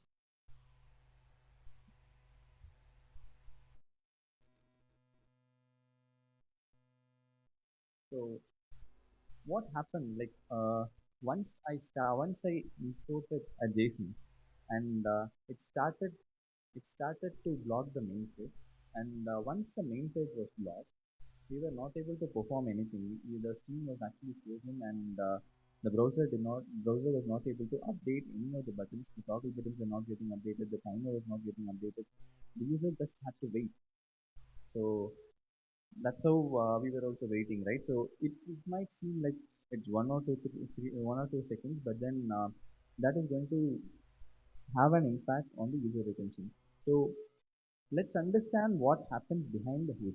So we right now saw that there was a there was a clear UI freeze, but let's understand what happens behind the scenes. So what happens behind the scenes is something called as event loop. Some of you might already know, but for the benefit of everyone, let's understand what event loop is.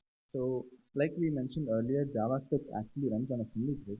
So JavaScript runs on a single thread, which means it can do only one thing at a time. So whatever comes in, like there are actually four components over here. One is call stack, the other is micro task and macro task queue, and the event loop. So whatever tasks are present, so whatever has to be executed, it must get into the call stack, and then the browser engine executes it.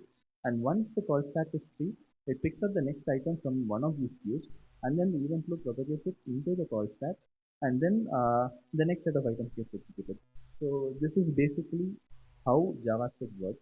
In the application that we saw, what happened was when we imported that JSON, and that JSON parsing got into the call stack. While parsing it, like I mentioned, we have simulated one heavy computation. So what happened was the call stack was blocked. Since the call stack is blocked, even if you click on the other buttons to interact with the application multiple times, nothing was getting executed because the main thread was busy in performing the rest computation that we discussed earlier. So this is the reason why the UI was frozen for a few seconds, and it got back to life after the actual processing was done. So this is a short overview of what call stack is, and let's get going. So from the beginning, we have been discussing that JavaScript is single threaded, and the main thread, if it does some heavy lifting, then we are going to have performance issues, and we are going to have freezes like we saw earlier.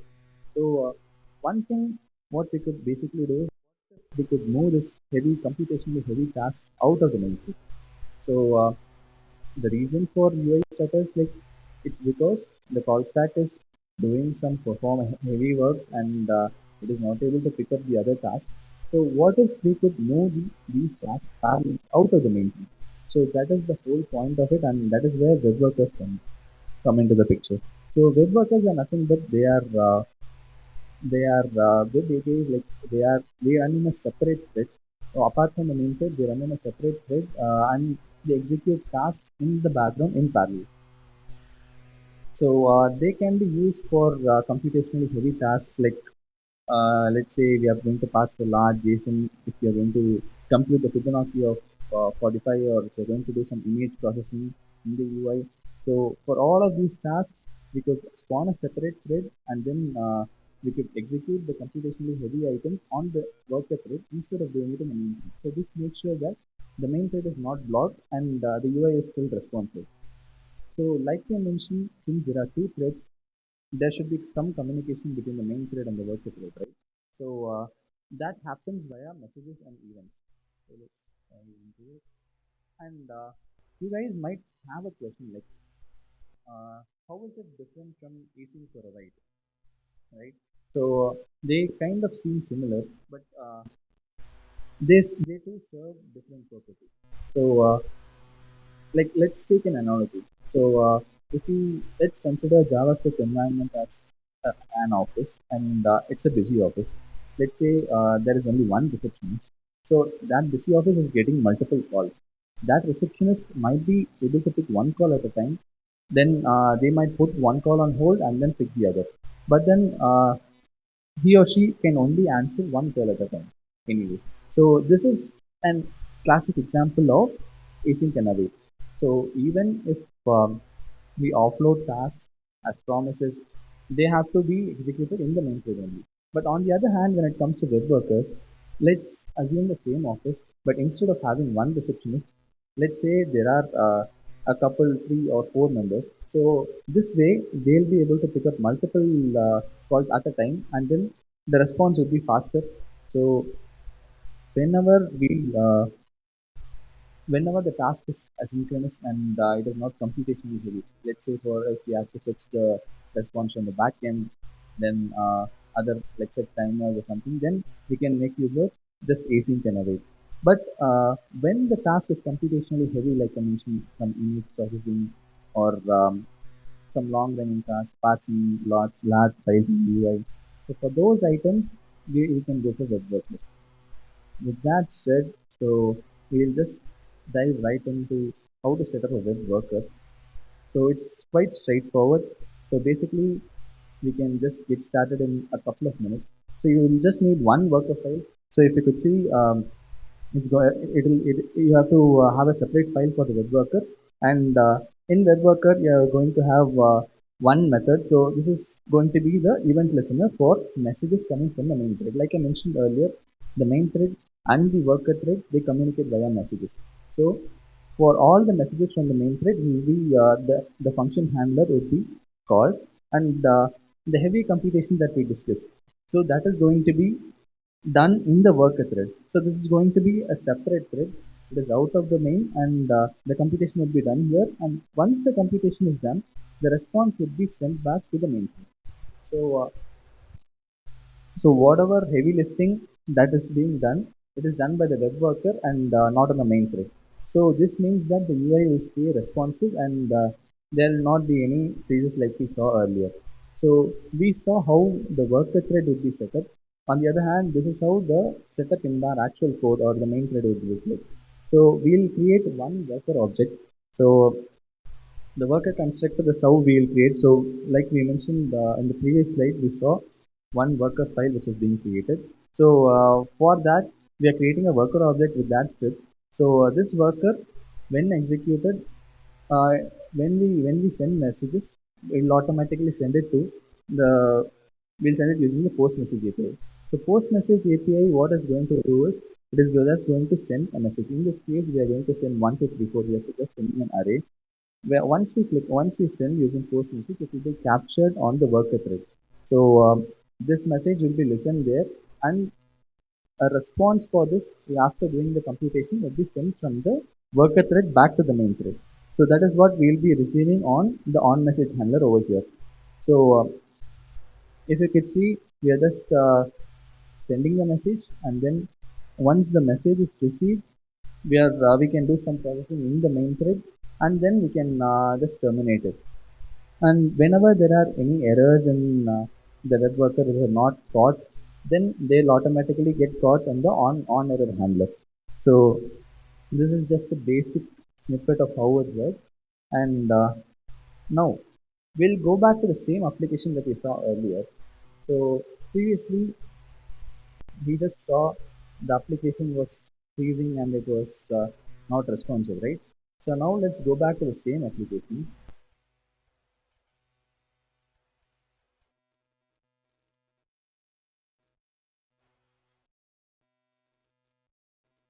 So now let's go back to the same application, and this time the snippet that I showed, this one is using a web worker actually. In order to perform the complex computation, it is going to use a web worker. So it's the same application with the slight change that only the complex computation is being offloaded to the web worker instead of doing it in the main thread.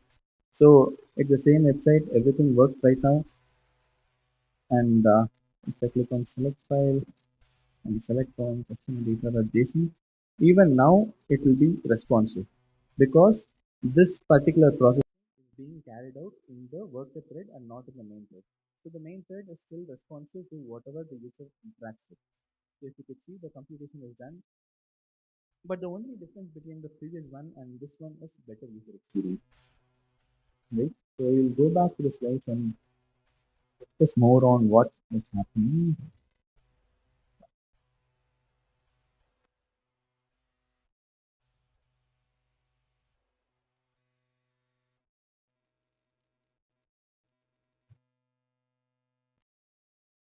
Yeah. So benefits of web workers, like we already saw, right? So the application was instantly smooth and it was very responsive. So whenever the performance, like if we have a good device, then we might not see it, but if we try to use an application on a mobile phone or a machine which is has a low configuration, then web workers might improve user experience by a very large standard, a very large significant difference would be seen, and large data can be handled seamlessly. So this is pretty much the benefits of web workers. And coming to the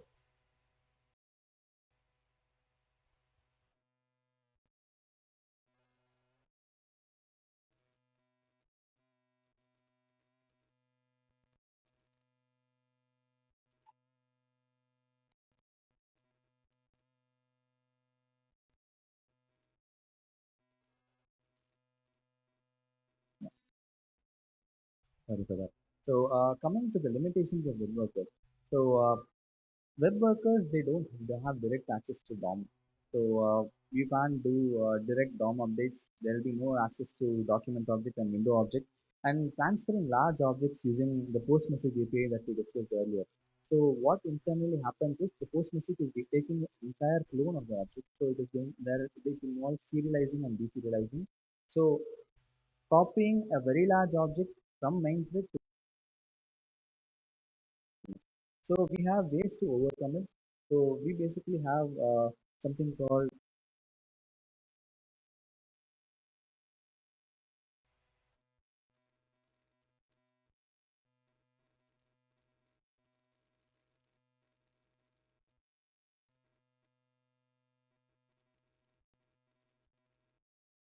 uh,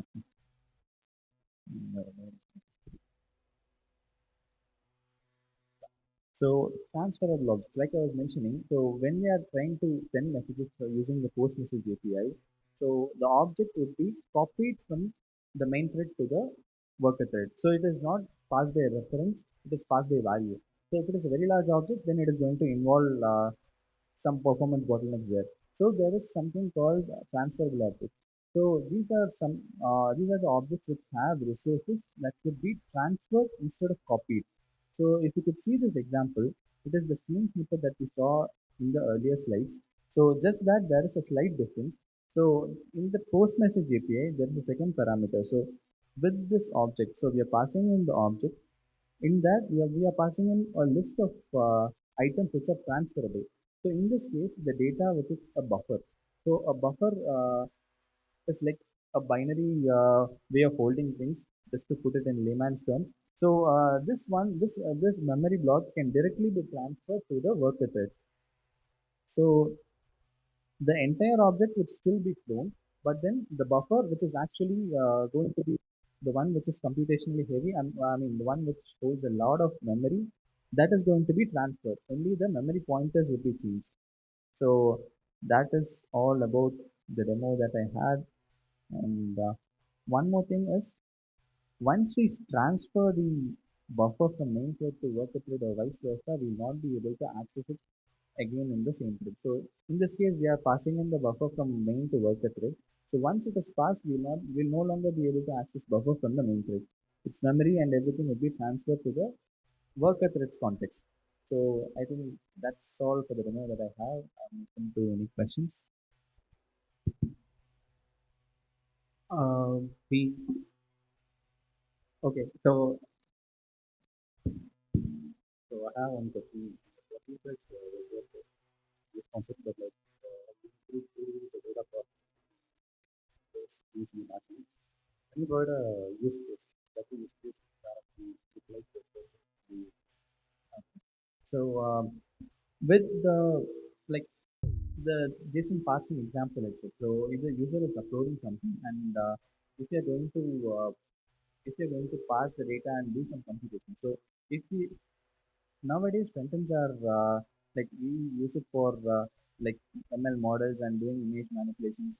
Like also consider game engines. So the engine would be running in the backend, but front-ends are perfectly capable of running the game engines and whatever we have. Like let's say if you want to have a game which contains a lot of processing. If you have to create a path, so let's say we have let's consider PUBG or something. So once we start moving to some field, so the region should be computed. So that region, if we make instead of making response, we could rather do it in the UI itself. It is going to be performant as well as instead of blocking the main thread, we are doing it from the web browser. So the latency, I mean, I don't have any benchmarks right now, but whatever I've tried, so I think it's better if we do it in the UI itself. We can also use. We can't use. We only have to use TypeScript is possible. JavaScript for other language, make use of WebAssembly.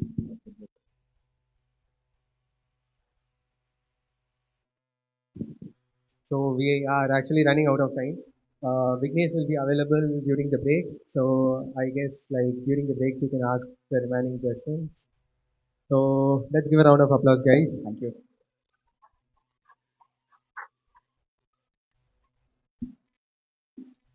So now for the part two of the event, we invite Gopi Agasthia onto the stage. So he'll be handling the signals part. So let's give a round of applause.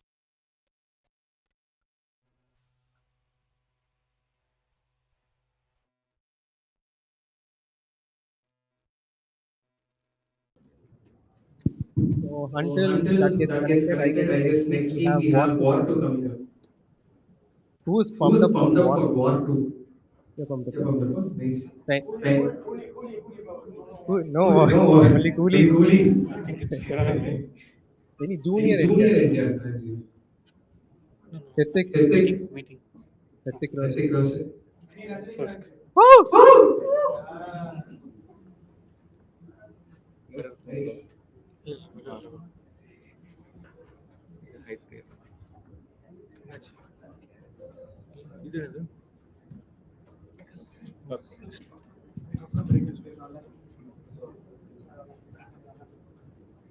Hey everyone, Hey everyone, I'm Gopi I'm Gopi Agasthia, Agasthia, as a working as a software software developer developer at at IBM IBM for the past for the year past year using React. using React. And And Vignesh M Vignesh has M has given a given a wonderful demo wonderful on demo on signals, signals, sorry, web workers for webworkers for increasing the increasing the performance. performance. On the note of On the note of performance, let's performance, dive let's into dive into the state the state management in management React. in React. Let's start Let's with start something with we all something we know, all know, use state. use state. If you have If worked you with have worked React, with React, you will know you will know use state is use state is a state a state management management paradigm paradigm used by used React by React to maintain to maintain states. states. Let us Let take us take a a look onto look this onto code. this code. What this What code this does, code it is does, it super is simple. super simple. Just Just as a as a button, button, on click, on it click just it just increments the increments count the and count and displays it to displays it to the the UI. UI. So So what what actually actually happens when we happens click when the we click button? the button? React's core React's logic core logic revolves around the revolves fact around the that fact that when we when change we the change the state, state, the whole the whole component components rerun. rerun. So So React doesn't React know doesn't know which which part of the part of the component needs to component be needs to changed. be changed. It just It throws just away the throws whole away the whole component component and and renders it renders it again again for the for newer the version newer of the version UI. of the UI. In some In some cases, it cases, can it can affect the affect the performance. performance. Let us Let us dive into an dive into an example. example. This is This is just a just a simple simple product selection product app selection app where we where we maintain a list maintain a of list of products in products in the the UI, UI, and the and header the header contains the contains count a count of the of number of the number of selected selected products. products. So So let us let first us first understand the understand the structure of structure of these this components. components. Yeah. Yeah. There is a There home is a home component component which has which header has header component and component content and component. content component. The The content content component has component a has product a product selector selector component and a component use and a bar use bar component. component. Yeah. Yeah. So So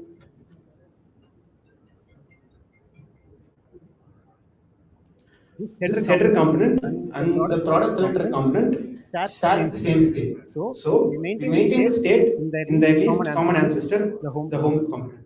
So So the the home home component component houses the houses the state state which which to be to used be by used by header and header product and selector product selector component. component. So So the state the is state is propagated to the propagated to the header header and the and product the selector product selector component through the component through the content content component. component. So So and there and is there is another another component, component, newsbar news bar component, which is component, which is WS to WS all to these all state these state changes. changes. So So let us let move us on to move on to the the website. website. Uh, Uh, so if so I if I select some select some product, product, we can we see can that see the that the newsbar news bar component, which component, which is is oblivious to oblivious to the the state state changes, is changes, getting is getting rerendered. rerendered.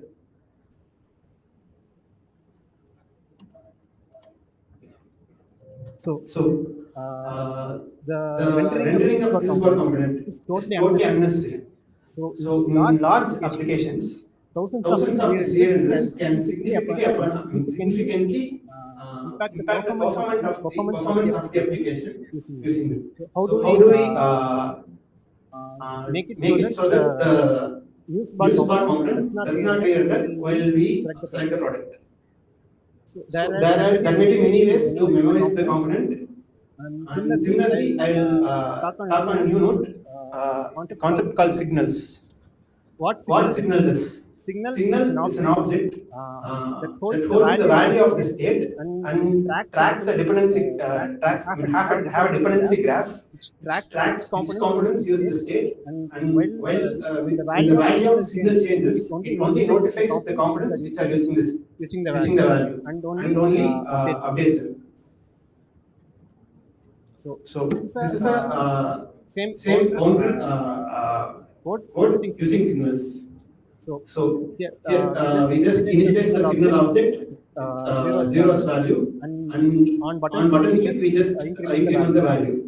This will This will not not re-render the re-render the component, but component, but just just update the update the value on the value on DOM the DOM directly. directly. So let So us let us have have a a demo on demo on signals. signals.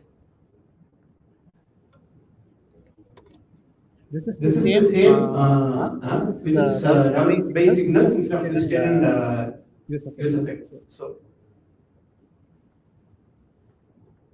as you can as you see, can see, nothing is nothing is re-rendered re-rendered except the except initial the render. initial render. So So this this even the even header the header component is component not is getting not getting re-rendered. re-rendered. As I have As I said, have said, the the on this on this when we when change the we change value the of value of signal, signal, only only the the component component updates updates without without affecting the affecting the React render React render cycle. cycle. So to So give you to an give you an analogy, analogy, let us let us say say there is a there is a wall wall with a with small a small scuff. scuff. So So React React uses users paints the paints the whole whole wall wall once once again again to remove to the remove scuff, the scuff, while while Signal just Signal just patches patches the the small scuff small scuff using an using an airbrush. airbrush.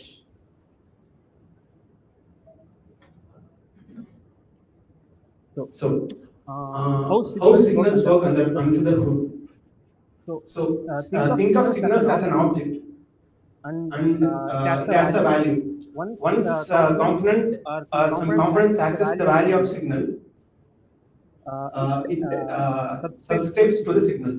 And And when the when the actual value actual of value of signals signals change, change, it it just just updates the updates the component which component which use the use the signal, signal, bypassing bypassing React's React's rendering logic. rendering logic. So it So it stays stays performant performant by by bypassing bypassing the the React's React's actual render actual logic. render logic. So So using using React, we React, can we can eliminate prop eliminate drilling. prop drilling. I'll I'll show you. show, As we can as we see can here, see here, While using useDate, we house the state in home component and pass them as props to header component and product selector component. But using signals, we can just declare a signal in product selector component and export the signal directly to the header component. In this way only, there will be no passage of props to the other components. This eliminates prop drilling. And as I shown in the earlier demo, it also reduces unnecessary re-renders in the UI. Since there is no prop drilling, your code also looks less cluttered and simpler component logic.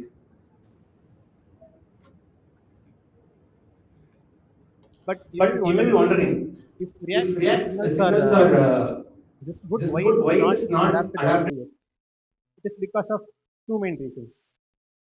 Actually, three. I'll talk on that later. First, it is not an official package from React. It is developed by React team for as a new state management paradigm.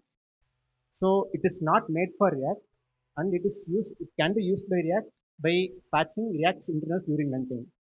So when React, so it can break during React update. So some frameworks like Nest.js, it's also has its own manipulations in React's rendering logic. The signals will break, will not frameworks like Next.js. So, and also debugging is a whole lot harder because there is no re-render. We have to set up a new debugger of sorts to take care of signal tracking, how signals change and where it is, how it is working. Yeah. And so, since there are some runtime manipulations, there are some safer alternatives to use signals in React, which moves on from the runtime patching logic to a built-in transmission logic. Let us see an example. So, Signal React saves a library which provides hook like use signal value to use the signal in your component instead of directly using the signal in your component. We just create a signal as it is, and then instead of using signal.value, we just use a hook provided by the library use signal value to use the signal safely in your React project.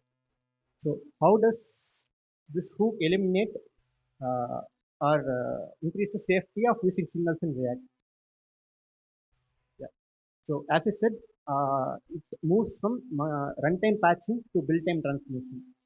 So it automatically adds some code in, during build time, which says to React that hey, there is some signals used in this component. Be aware of it. So and also it uses use sync external store to avoid tearing. So first let's talk about tearing. So what is tearing? Let us say there is an external store. In this case, signals, and React render is happening. While the render is fast, it is a feature of React multi-turn mode, by the way. And during that pass, React signal is changed, and after some time, the React render continues. So we have two different value of signal in different parts of UI for same signal. So this visual inconsistency is called tearing, and React has a solution for tearing. So it's sync external store. It is a hook provided by React to integrate external stores into React state management system. The existing state management systems like Rust and Redux also use the same hook to avoid tearing. So let us take an example of a to-do store. There is in this store we have a subscribe component which will take in a callback function when we make changes to the to-do list. And there is a get snapshot function which returns the to-dos. So this is a simple store made in JavaScript, and we'll see how we'll use the store in using the hook provided by React. So first we import the using external store and provide the subscribe function and get snapshot function to the hook, and it handles all the state updation. So what happens during this is that once the values in the store changes, use sync external store hook forces React to abandon the concurrent mode feature and force it to run synchronously. So while running synchronously, you can eliminate the visual inconsistency, and thereby signals can now efficiently have same value in all parts of the project. So we have used signals. So uh, it is not officially supported by React yet. So how can we improve the same performance without using signals, using the existing official ways to increase the performance? Yeah, there is React compiler. It is developed by React team uh, to optimize the performance of your project. So let us take an example component. Uh, this is an expensive component which has some expensive functions and data. So for now, we use optimization hooks like use memo, use callback, and memo to optimize the code. What this does is that uh, once the data change, hello, yeah, once the data changes, the process data will get recalculated. Otherwise, the process data will get cached and return the same process data if the data is not changed. Similarly, use callback also changes only when the on-click dependencies change. So it provides a boilerplate to the code which you write. So once you have a very large application, there will be many components which requires the manual writing of these boilerplate codes to avoid re-renders. What if we can reduce that? So now you just have to write the same code without any of the optimization hooks, but you have to just add a plugin to your table configuration in your React project to achieve the same functionality. Let us see that in action. Yeah. This is my white configuration. I just add a plugin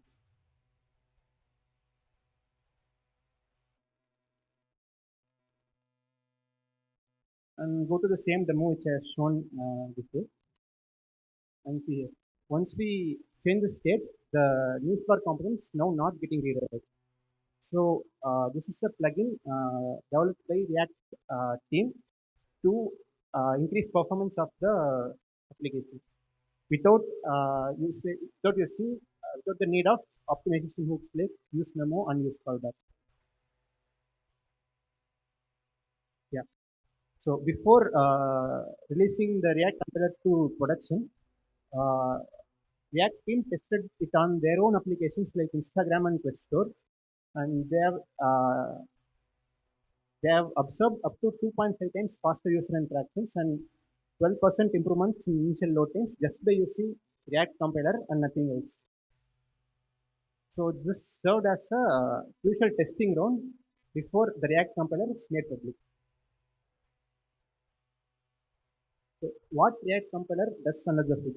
So it passes your JSX file, builds a dependency graph on how it is changed accordance with states which are managed by the component, and writes a efficient converts it into an efficient JSX code. So it essentially adds the use memo and use callback for you, but it is far more efficient than you manually writing that.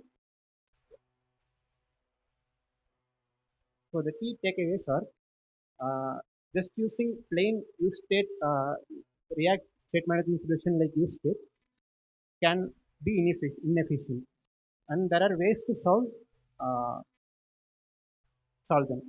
Signals offer a fine-grained reactivity, preventing unnecessary renders. It doesn't even render even the component it's using the state. And React compilers offer an automatic model by just adding a plugin to your table configuration. You can optimize your existing workflow to prevent those wasted renders and thereby improving the performance. Thank you. Any questions?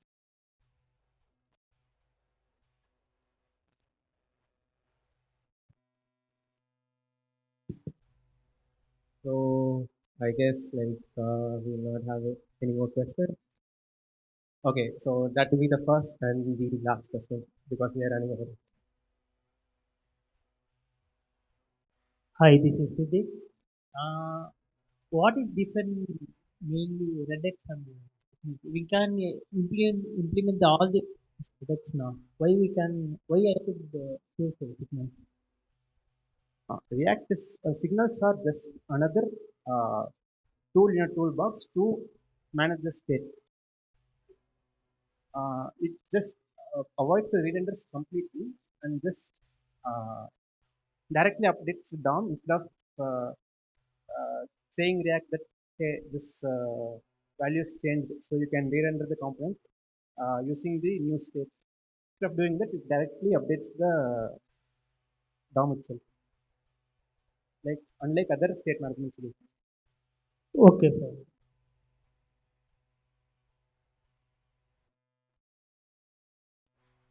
So no more questions. Now it's time for felicitation. We invite Shanti Akka onto the stage to felicitate.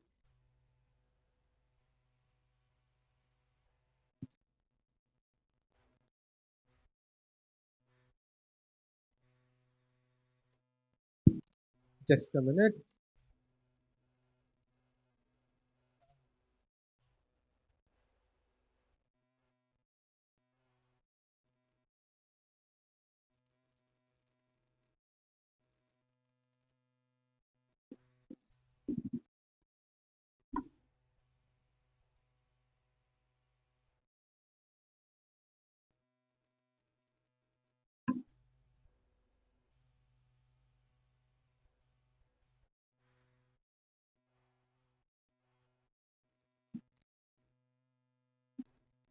Okay, so let's give a big round of applause for Gopi Agasthia, guys.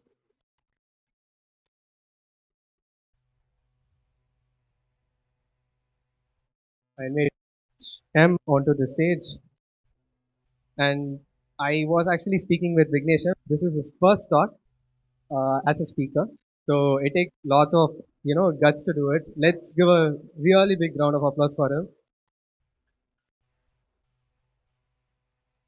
He was calm, he was composed, and he did a great job. Everybody. So now let's go to the next session. No, we're not going for the next session. We're going for a break. So over to Rambo. So you guys want to go for the next session? I promote the sound. Break. Break. Yes. Okay. So guys, let's time boxes. I'll give you the first warning at 4:15. The break is right outside here. Again, washrooms are on the back. The pantry is right outside where the resistant desk was. So make yourselves comfortable. Network around. I will give you timely announcements. 4:15. This is not IRCTC time. This is flight timings. So we be back here at what time? So snacks இருக்கு 4:15 வருவீங்களா? Yes, no? Yes? வீட்டுக்கு கிளம்ப போறீங்களா? போதுமா? எல்லாம் இருக்கு bro. சாப்பிட்டு கிளம்புறீங்களா? சாப்பிட்டு வந்துடுவீங்க. போகணும். Okay, so without further ado, I'll see you guys at 4:15. We also have a photo booth outside. We can actually click pictures out there, and the snacks are also available outside. So you could go out, network, and in the meantime, you could also scan this QR code, upload your resumes, and win goodies. So the goodies will be 3 boat air dopes. So yeah. So once you come back from the break, we'll have a fun event, and then we'll go with the last session. So yeah. 4:15 flight timings, not IRCTC timings. Yes.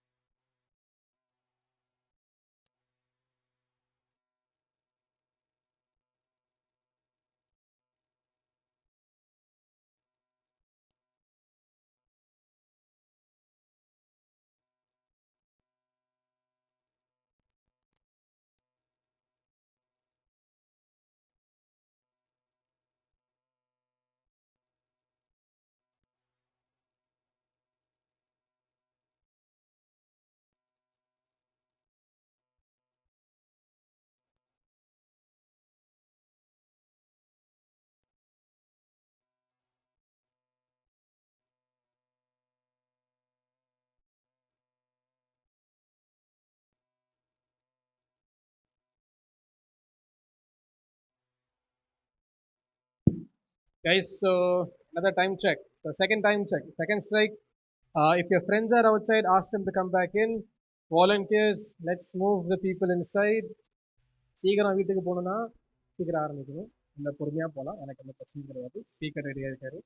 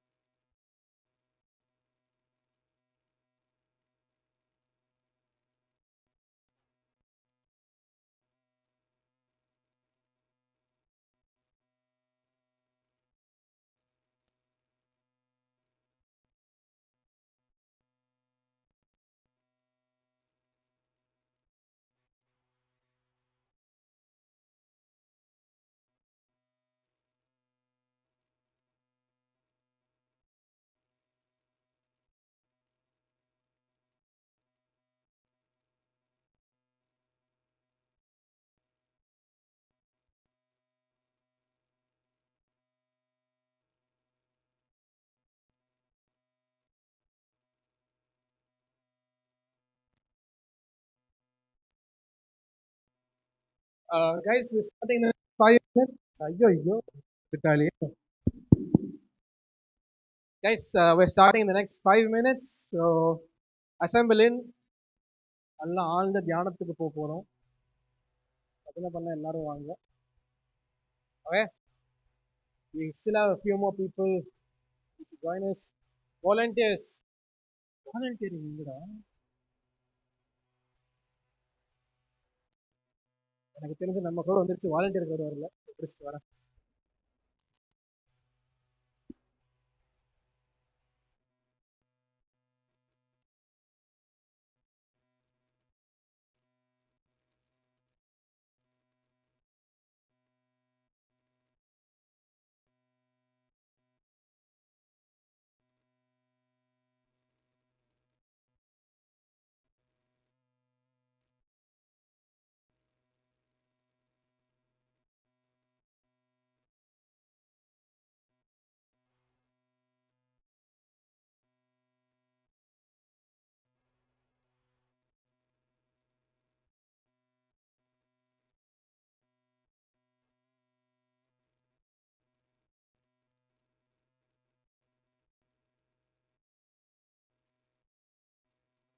Guys, quick time check. So 5 minutes. Let's get everyone here. Ask your friends to join in and we'll start.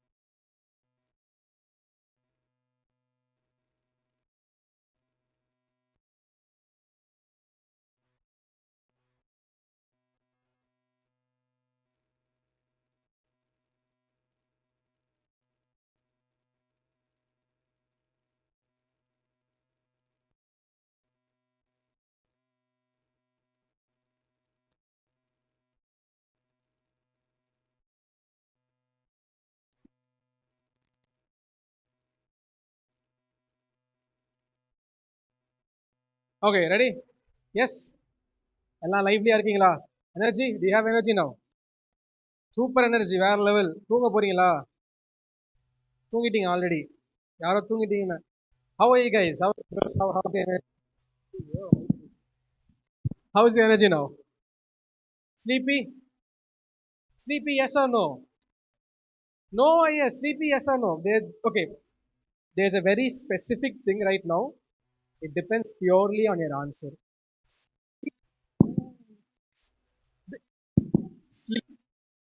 Sleepy, yes or no? Yes or no? No. You sure? Okay. So we'll do we're gonna like bear with me on the mic a little bit.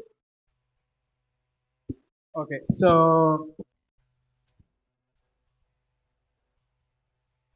we're gonna try this. I think the battery is low on that one. Alright, cool. So before we go to the next speaker, இன்னைக்கு நீங்க சீக்கிரமா வீட்டுக்கு போகணும் ஆனாமா அதை மட்டும் சொல்லுங்க. சீக்கிரமா வீட்டுக்கு போகணுமா ஆனாமா? Yes or no? No, no. So no than so yeah, we'll have a small fun activity. We'll break the ice. All of you had some good food. All of you yapped in the networking. So all ready and energetic. Okay. This is gonna be a fun activity. How many of you guys were part of the last React meetup we had in Unit? The last one? One. Anybody else? Raise the hands. Up. சாப்பிட்டீங்களா இப்பதான்? தூக்குங்க நல்லா தூக்குங்க. Come on. How many of you guys were part of our last React meetup, the unique meetup? Raise your hands. Up, all the way up. 1, 2, 3. உங்களுக்கெல்லாம் activity கிடையாது. We are not giving you the activity because it's the same activity. It's the fun activity. Because you loved it last time, we just improvised it a little bit. And we're going to show you a demo. Okay. I'm going to show you the demo of how this game is going to be played. And we're going to play this game for about 10 rounds. And everybody gets something, whoever plays this. Okay. But here's the twist. The audience choose the person who is going to be the participant. And you guys also choose the answers in the right way. Like you have to make him guess the answer. So we'll see how it flows. So for the best person, I need to do the demo with Praveen. I need your help here. Busy, work it? No, it's okay. Yeah. As long as you're not getting into trouble, I guess everything is good to go. So let's say Praveen is one of the speakers that you guys chose to come up on stage. Okay. So Praveen is going to be facing you guys. He's not going to be screen here. He will not be seeing that screen. He's going to be seeing every one of you here. Anthony brother. Okay. Right. Next slide. So here's the interesting thing. In this game, we are going to be showing you one word. Okay. It can be any word. Okay. And that word will have a and that word will be having a certain set of restricted words. And the words nobody should tell. If you tell that word, you are blacklisted from the activity. Okay? You should not tell that word. And you can't just start screaming the words. You need to raise your hands. We'll pick out the best person for it. We'll do a live example. Let's have the first word. Okay? So the first word is all the way up here. That's you don't look back here, okay? So this is the word that you need to give Praveen the hints for. Hints meaning these two are beautiful clues that we have here. So you can give him these as clues. Example. These are restricted words. You are not supposed to use these words to help him out, figure out what this word is. Okay? You know the word what is up top. Okay, wow. So who's going to be the first one to give him a clue? I guess it's going to end like Avesham. Yes. How many of you saw Avesham? You're going to get pretty angry at me.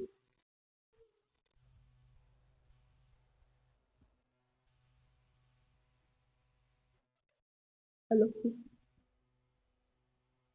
So the clue is you keep on uh, changing this password so that your friend cannot steal it from you. for this so that your friend wants to? No idea. Probably, I don't think so. I'm the right person for this. 2.4 gigahertz, 3 gigahertz. Network. Warm. Anybody else? Come on. Hey. Macha, you have put me in a very wrong spot, Ra. Without this, there's no communication. Without this, there's no communication. My God. God. Wait. Okay, 5G, 4G, 3G, 2G. Bro, you don't want your neighbor to get access to this. You don't? You don't want your neighbor to get access Wi-Fi. to this. எனக்கு இப்போ ஒரு கேள்வி neighbour இதை வச்சு என்ன பண்ண போறான் அப்படி என்ன பாக்குறீங்க எனக்கு சந்தேகம். But that was nice. Awesome. The 2.4 gigahertz, I'm very sorry. I feel that was the most technically closest we've ever been. Technically closest, but it not make sense to me. Okay. So now you understood the activity, but right now, so that we can move this as fast as possible, if you can stand up in your place and shout the answer, like instead of giving the mic, just tell us the word what you want to use, and we'll see how we can do it. Okay? முடிஞ்சிச்சு அவ்வளவுதான். No. But if a lot of people shout, I guess it will be very difficult. We'll choose. Don't worry about it. Raise hands. I'll pick you, and then you tell it. Okay? Now first, nominee, first person. ரெண்ட கோத்து விட்டுருங்க. பேரை மட்டும் கத்துங்க. நான் வச்சிருக்கேன். Okay. We have one person ready here. Pragadeesh. Bro நீங்களே வரீங்களா? Okay. Pragadeesh அடுத்த ரவுண்ட். அடி வாங்குறதுன்னு முடிவு பண்ணியாச்சு. இப்படிதான் ப்ரோ நானும் ஒரு சீன் போட்டேன் college. I think it was my 5th semester. யாருக்கெல்லாம் இந்த வேவ் கைடு அப்படின்ற ஒரு சாப்டர் வந்துச்சு, அவங்க கூட ஒரு சண்டை போடுறதுக்கு இந்த மாதிரி தான் போய் இறங்கினேன். கடைசி என்னைய ஃபெயில் பண்ணிட்டாங்க. இப்படி தைரியமா வந்தவனையும் கதை சொல்லி அனுப்பி விட்டுறாதீங்க. இதை பார்க்க பாருங்க. So let's have the first word. Okay. 60 seconds. somebody was wearing this shirt today. அப்ப நீங்க தான் ஃபர்ஸ்ட் சொல்றோம். இதெல்லாம் போங்க ஆட்டையா அங்க பாரு சட்டையை கவுத்து. அதுதான் க்ளூவா? Get up. இந்த வார்த்தையை பேன் பண்ணுங்க மக்களே. அவங்கள முதல்ல பேன் பண்ணுங்க. Okay, who next? Pragadesh. Come on. I remember you know. Okay. Don't look at the screen. Look at the audience. Okay. Next up. என்ன அதே வருது? Hello.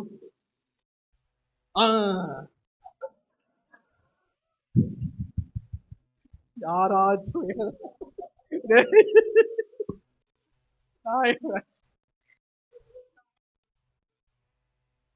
shout the clue.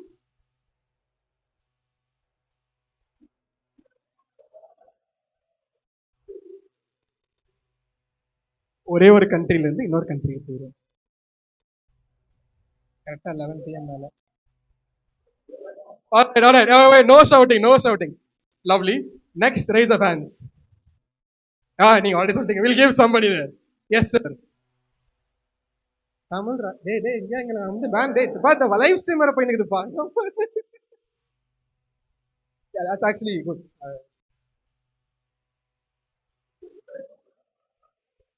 Piracy. You're very cold. Nice try. Next. Come on, fast. Come on, வாங்க. சரி நீங்க சொல்லுங்க. இப்போ சொல்லுங்க. ஆமாமா. சொல்லுங்க பரவாயில்ல.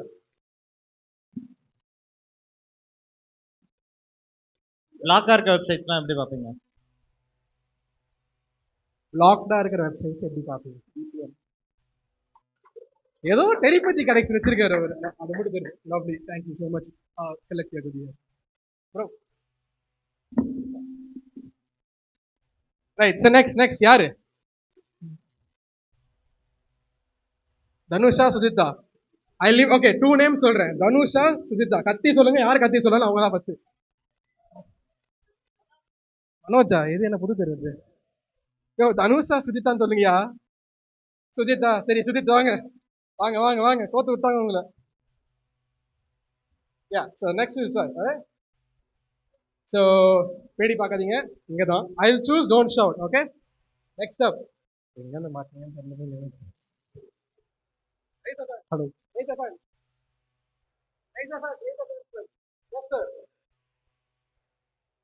அப்படியே சொல்லுங்க.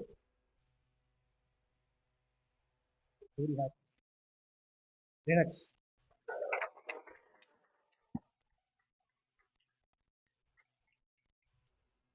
இதுக்கு நான் ஒரு கவுண்டர் வச்சிருக்கேன், நான் இங்க சொல்ல மாட்டேன் தனியாக வந்து. ரொம்ப கஷ்டம். நெக்ஸ்ட் நெக்ஸ்ட் நெக்ஸ்ட் அடுத்து யாரு? Choose. I'll keep you at the last though, but you did it last time, so we'll have you at the last. We'll give somebody else a chance who the first time. But anybody? Actually, you know what? Last entire row. எவனும் வாய் தரகல. யார் நானே பிடிக்கிறதா நீங்களே வரீங்களா சொல்லுங்க. கிரண் ஒருத்தர் மாட்டினாரு. வேற நீங்க வரீங்களா? வாங்க. சரி. Alright, so Kiran is here. Love. Look on this side. You're not gonna see the screen. Reflection தெரியுதா? அப்படியே இந்த பக்கம் யாரெல்லாம் இந்த போங்காட்டம் பண்ணீங்க அவர் அப்படிங்க அந்த பக்கம். Okay, next. நானே எதுக்கு சொல்றேன்? யாரா? எஸ் சார், அதான் நானும் சொல்ல வந்தேன். வெரி குட்யா.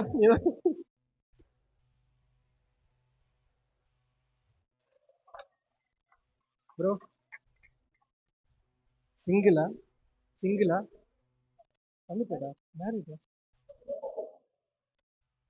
இல்லையா, மெரினா பீச் என்ன வேற கனவுகள் அதெல்லாம் ஞாபகத்தை பாருங்க. என்ன next next next choose choose choose last few rose.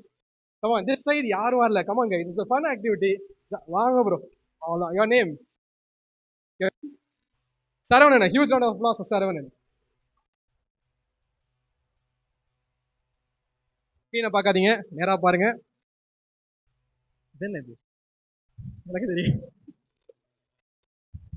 Raise a fans. உங்களுக்கும் தெரியலையாடா? Raise a fans. Come on, somebody give a clue.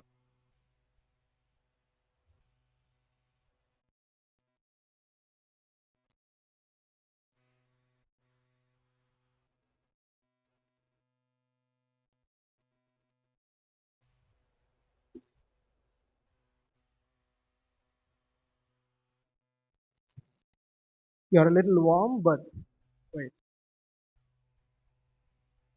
You're a little warm. All right, so it's a little warm. Anybody else? Raise a hand. Yes, sir.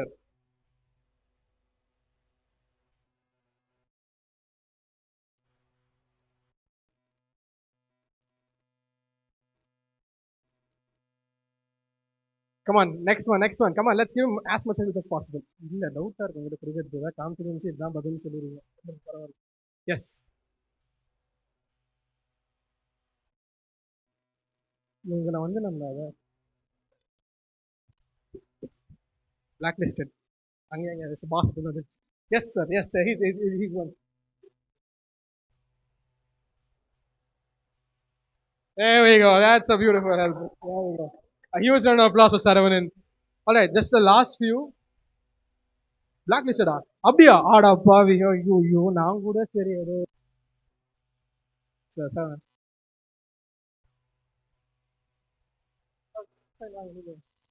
let's go. So if you were there in the last event, she got the last one right. She got one wrong and one right, I believe. So she's now for round number 2. So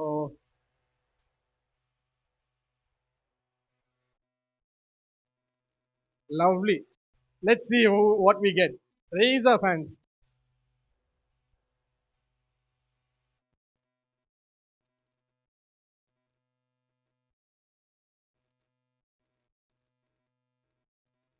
Sir.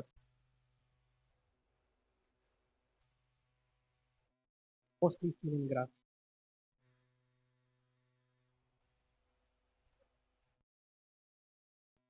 Link with him. Yes, sir. Yes. So,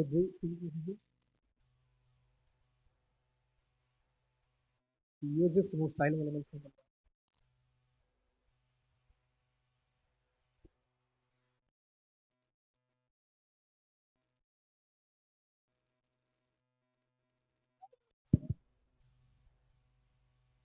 yes, sir. At the back. Yes, sir.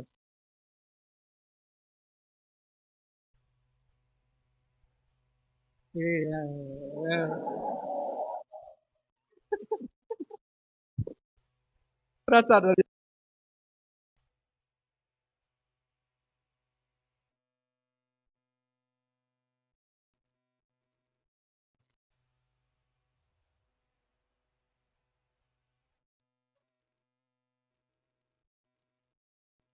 Page number one.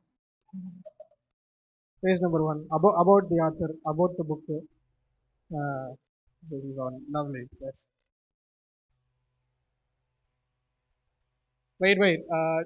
I don't know if we have more, but let's one more part is there. You want to join us, sir? Let's go. Let's go. Perfect. Lovely. அப்படியே எடுத்துட்டீங்க participate பண்றதுன்னு எடுத்துட்டு புதிய ஒரு ready let's go பதில் வரல okay interesting I saw this last event as well so உட்காந்துட்டீங்களா sir எல்லாருக்கும் 35 30 kids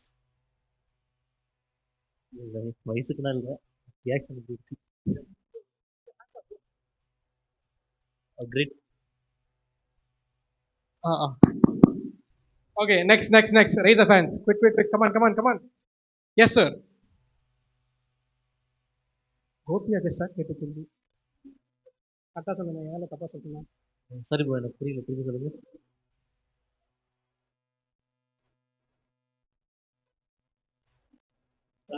எப்படி முடிச்சா பாருங்க கிளாஸ்ல அவர் தான் நோட்ஸ் எடுக்கிறாரு signals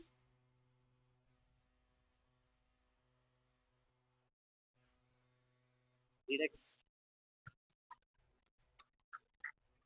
When you're in the last segment, how many have we done so far? All right. So anybody else? I want this entire row வந்து last month first target பண்ணலாம். இந்த ஃபுல் அந்த லாஸ்ட் டே வந்து கொஞ்சம் சைலண்டா இருக்கு ஆனா வைலண்டா வேலையை பாக்குறாங்க.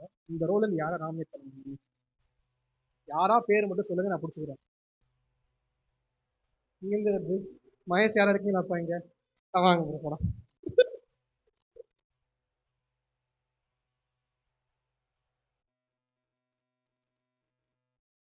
Lovely.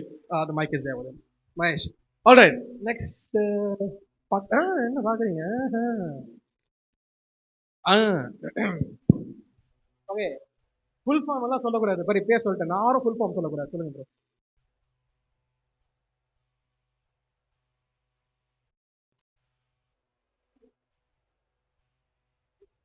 அவர் சொன்னது தப்பு ப்ரோ நான் கேட்காது நெக்ஸ்ட் ஏபிஎன்ஜி நெக்ஸ்ட் கமான் ரெஸ்டட் வர பாத்துருங்க raise of yes sir the last super sir சொல்லுங்க sir most widely used icons ன்றத பார்த்துருந்தீங்கன்னா ரெண்டு பேர் back to back yes sir இது மட்டும் பார்த்துட்டு சொல்லுங்க சொல்லுங்க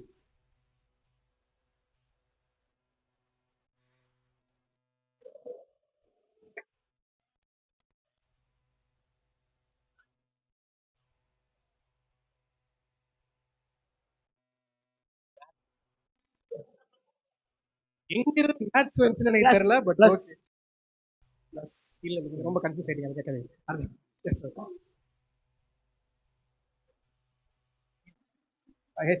HTML டேக் இருக்குமா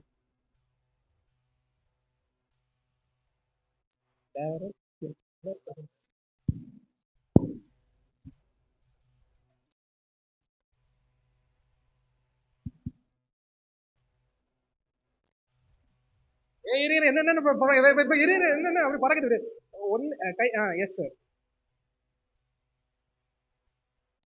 பிஎன்ஜி மாதிரி இன்னொரு பாட்டு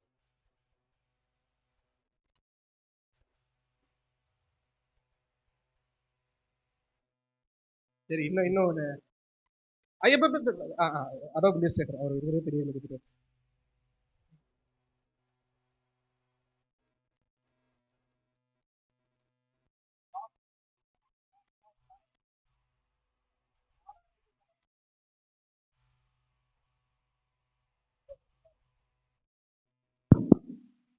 All right. Last person. Yes.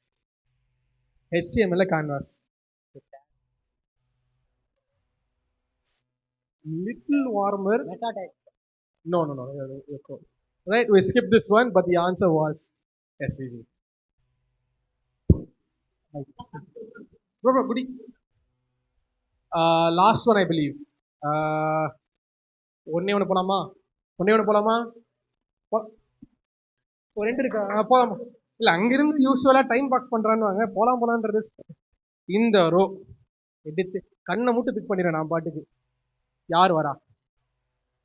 அவரு ரொம்ப ஆக்டிவா இருக்காரு. ஆக்டிவா இல்லாத இந்த கேங் நீங்க வாங்க. இதனால தான் யார் கேள்வி கேட்கறாங்களோ அவங்கள பார்க்கக்கூடாதுன்னு பார்த்துட்டீங்கன்னா மாட்டிக்கிட்டீங்க. கன்ஃபார்ம் கூட மாட்டேங்க வந்து இப்படி காமிச்சிருங்க. இதான் பதில். ரைட். ஸோ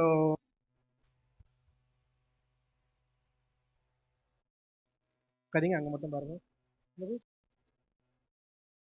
டெக்னிக்கல் தெரியாதா இது உங்க பொறுப்புல விட்டுடுறேன்.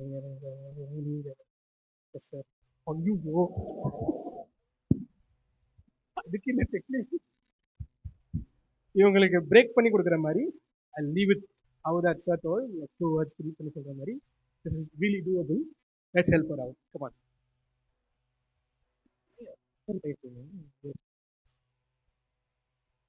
Positive active. எனக்கு என்னமோ இவங்களுக்கு தெரியும் ஆனா சொல்ல மாட்டேன்றாங்க. அவ்வளவுதான், வேற எதுவும் இல்ல. வேற யாரா? Come on. Yes sir. Opposite of eager is the first word. சுறுசுறுப்பா. வேற லெவல் சார், வேற லெவல் சார். சுறுசுறுப்பா இருக்கிறதுக்கு ஒரு இன்னொரு வார்த்தை இங்கிலீஷ்ல. அது இங்கிலீஷ் என்ன சொல்லுவீங்க? ஓகே, ஃபர்ஸ்ட் வேர்ட் லாக் பண்ணிக்கோங்க. செகண்ட் வேர்ட் இது யார் சொல்ல? இதெல்லாம் இல்லாம நோ நோ நோ.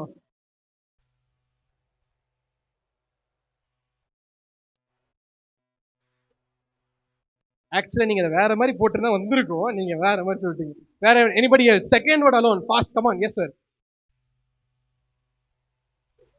வேற லெவல் ப்ரோ. நீ எங்கயா இருந்த இவ்வளவு நேரமா? அவரு சொல்ற மாதிரி நான் சொல்றேன். அண்ணா யூனிவர்சிட்டி ரிசல்ட் பாக்குறதுக்கு போவீங்களா? ரிசல்ட் வந்தனால நீங்க போவீங்க. சரி, ஐஆர்சிடிசி வெப்சைட்ல போறீங்க, தட்கல் போட போறீங்க. தட்கல் போடும் போது லாகின் கொடுப்பீங்க. என்ன ஆகும் அந்த பேஜ்? ஒளிந்து விட்டாங்க என்ன? S.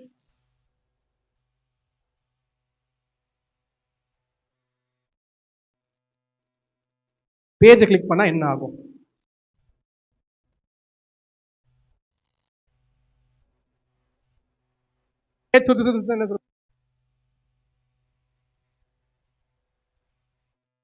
S S.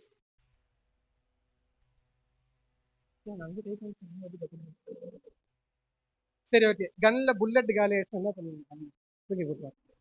Refill refill refill refill. ஓகேவா சார்? கன்ல புல்லட் காலி ஆயிடுச்சு சார், ரீஃபில் பண்றோம். Okay, you are very very very close. Reload. Okay, you going in the right direction. கீபோர்ட்ல எஸ் எழுத்துனா என்ன ஆகும்? Okay, wait. Come on, give her a simple clue for the second word. We'll relax the words a bit. Come on, let her guess. Yes, sir. Yes, sir. சரி,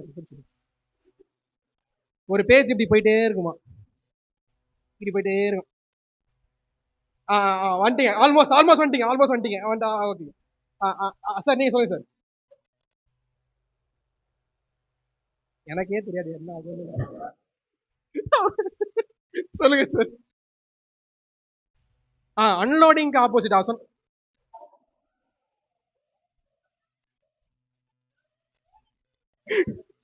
loading சொன்னா பதிலே சொல்லிடுவாங்க, அவ்வளவுதான். The answer is lazy loading. சொல்லியா. The answer is lazy loading. பின்னாடி பாருங்க. You'll have an understanding. A huge round of applause. Okay, time இல்ல வந்துருச்சு. பட் லாஸ்ட் யார் வரா சொல்லுங்க. யாரையா கோத்து விட்டுறீங்கன்னா கோத்து விட்டுருங்க.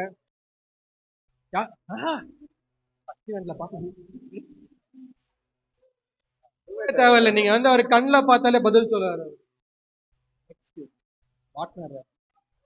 Last one, okay? Let's give some people who've not gotten a chance. We'll entertain. Will be some good audience today, okay? Yes, sir. Yeah, not me.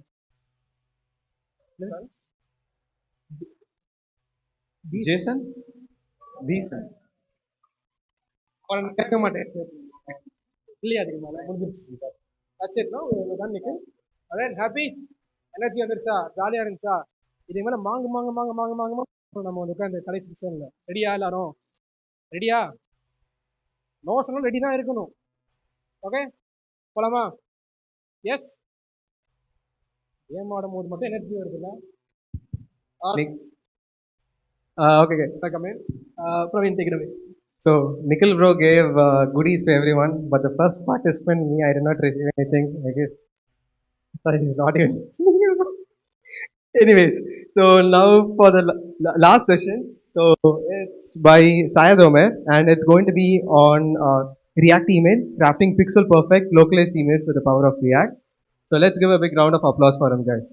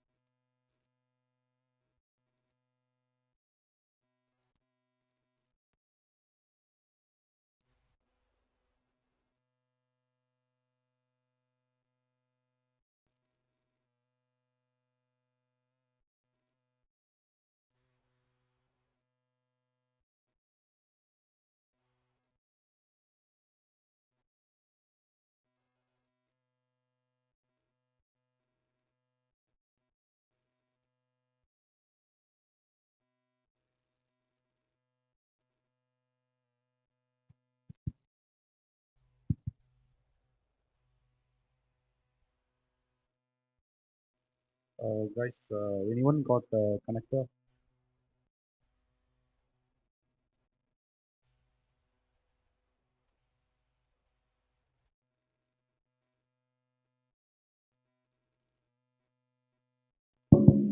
So until it gets connected, let's go to the back. Let's have some fun. Oh, it got connected. My bad. Got connected? Yes.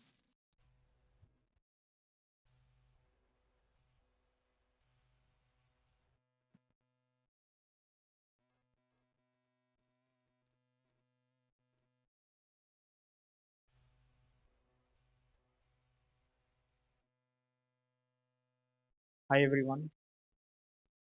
Sorry I didn't make it for the first talk because of in traffic. I think I bought the draft from download perspective.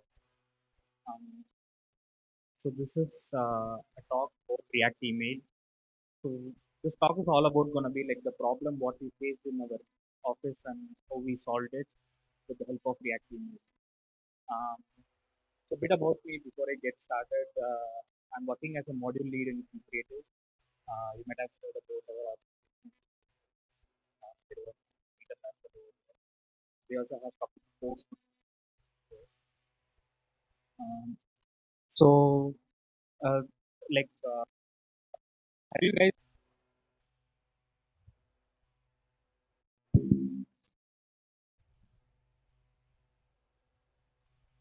Hello? Yeah. So, have you guys worked on emails before, like email HTML in your organization? Okay.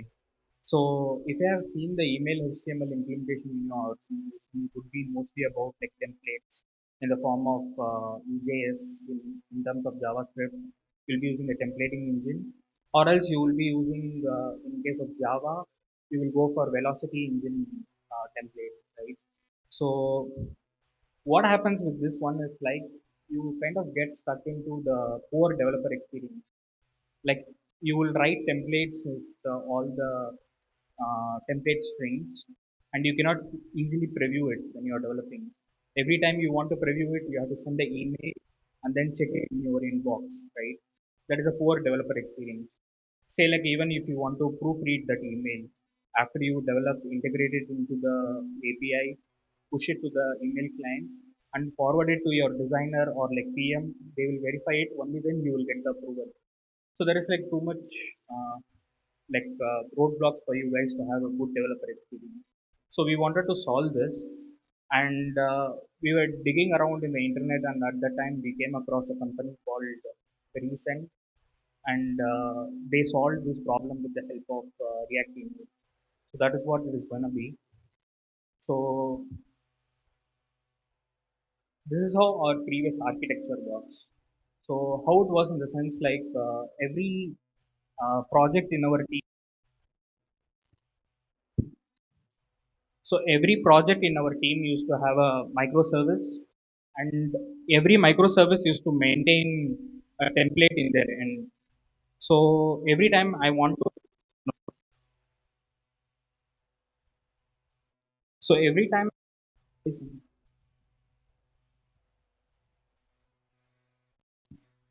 hello, hello.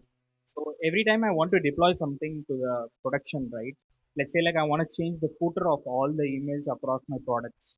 Say like I want to say like there is some new trend going on. We want to jump to it and then run a campaign on top of it. Uh, we do campaigns like one tree one planet. So you want to add that to every email footer. So in that case, I would have to request all the microservice teams to update it. I have to give the HTML to them, and they have to publish it to the staging. They have to send it to email to me. I will review it manually all the emails, and then I will approve, and they will be pushing to production. By the time they do this, the marketing team would have come up with another campaign, right? So it is very hard to coordinate so many deployments between so many teams. So that is what we wanted to solve.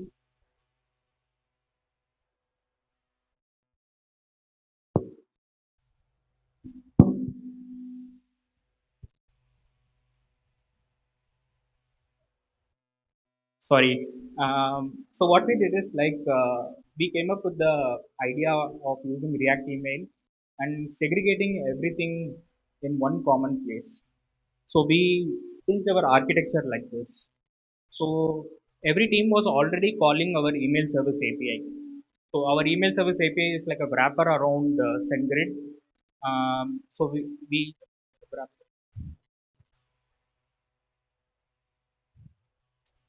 Okay.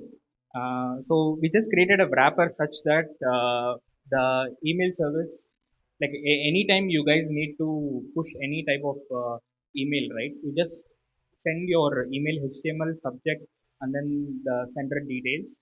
So with that, we used to push it. So in case SendGrid goes down, we can use some other Amazon SES or like any other service in the background, so that you as a consumer in different applications don't need to worry about that information. So that's why we have a separate email service. So what we did is, since we already have an email service, why don't we even maintain all the email HTML over there? So that was the plan, and when we wanted to maintain it over there, we saw like every team was maintaining something like this. So if you look at the templates over here, these are all the templates we have. So we have account downgrade, appointment customer, appointment staff. So you see the template, right? There is no reusability at all. So we wanted to bring in reusability. So we are so used to the reusability in React and then the component architecture. So with the React email, we were able to do the same thing. So React email provides you multiple components. So you guys might have heard about design systems, right? So similarly, we came up with an idea of building a design system for emails. So where we have so many reusable components with which we built multiple email templates, and then those email templates will be invoked by the consumers by passing all the dynamic props. Sometimes you will have email for sending a transaction. Say like your client makes a transaction, they have paid like so and so service so much amount of money. So this is dynamic data that will be coming from the microservice. So those data we get it, and then we also get the template ID. And with that, we just do an SSR on the server, and then we push it. That is the same thing what you do with the even with Apache velocity template or even EJS or like nunchucks, whatever templating engine you use, that's what you're gonna do. The same thing we did it. But okay, then what is the change? Why not just have it in the same place itself? Then what we did is like we wanted to improve the developer experience. So when you are locally working with React email, or like when you are locally developing emails, it should be very simpler. It should be easy to develop and then quickly test it. Don't rely on the backend engineer to actually test things and then push it to production. So the front-end developer who is working on email should be having the full autonomy to develop, and then also like whenever any changes they want to test, they should be easily tested. So that's what we did over here. And we also did international use. So you guys know, like if you are dealing with multiple countries in your organization, you'll be pushing emails to different countries with different languages. So even in India itself, we have so many languages. So say like you want to target a specific group of audiences in their own language in the sense, it is very nice, right? It feels personal to them. So say like you want to send an email that is in Tamil, or like if it is in North India, you want to send it in Hindi, or like say like you want to send it in Bihari. So all these languages you can do it with the help of.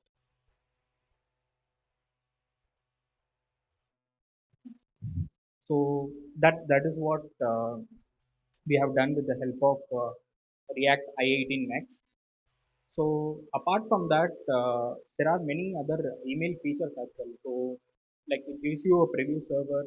So like how React has a like React introduced the preview server, like very hot reloading, all those concepts. So same thing is available for emails as well. And we also have linters for React email.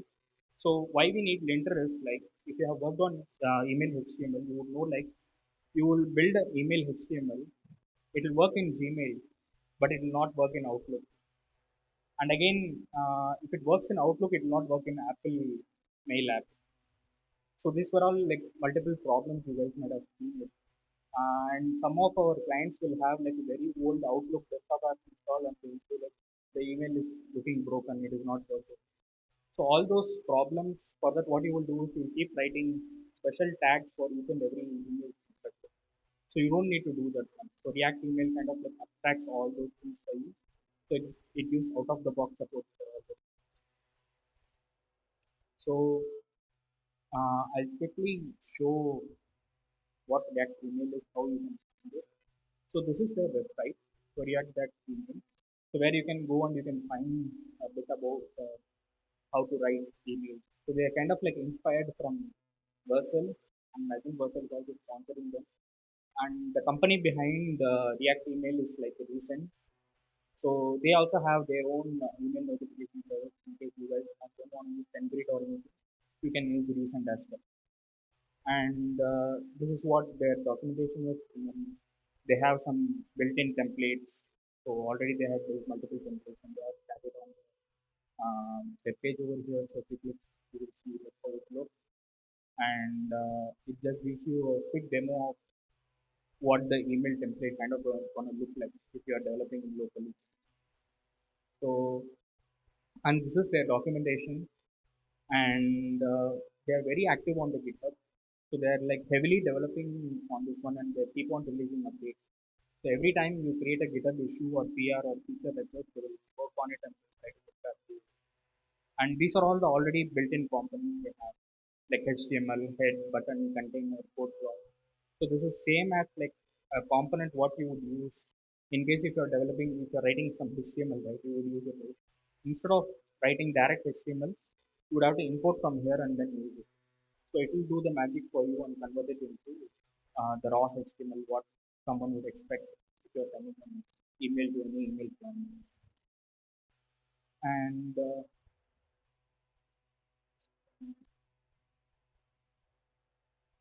so this is an email I built just now, like I was sitting there and I was just building it.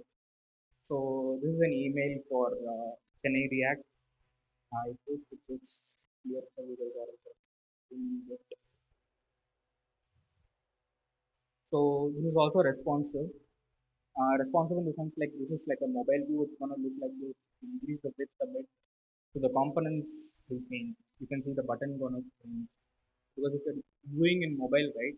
People want to have a larger space to have some clicks on the action button. So for that, we make it bigger. So all those things you can just handle it very easily with React. You don't need to worry about the logic behind it because you also get to use the tailwinds here. If you really look at the original, I mean like email HTML, you cannot use Tailwind here. You have to use pure inline CSS only, then you make it work. So these things you can just do it the same way how you are doing with the React normal React component. And I will just walk through the code setup. So this is our setup at the moment, and we already have this in production. And many of if you guys are using a Techmore product, you will be receiving email with this.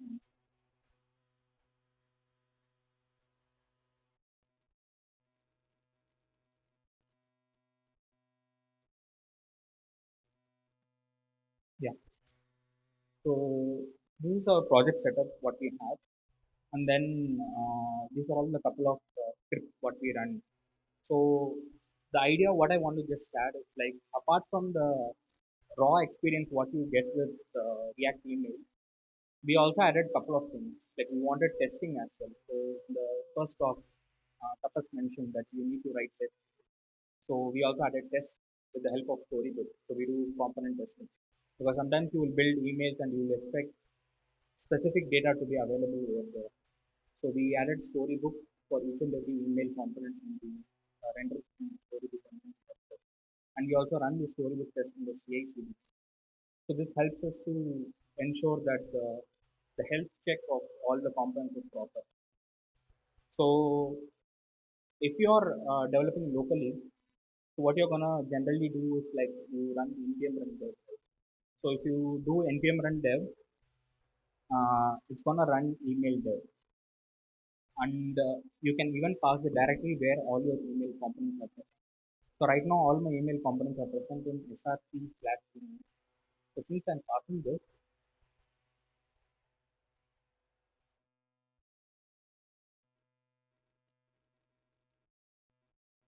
whenever I'm using.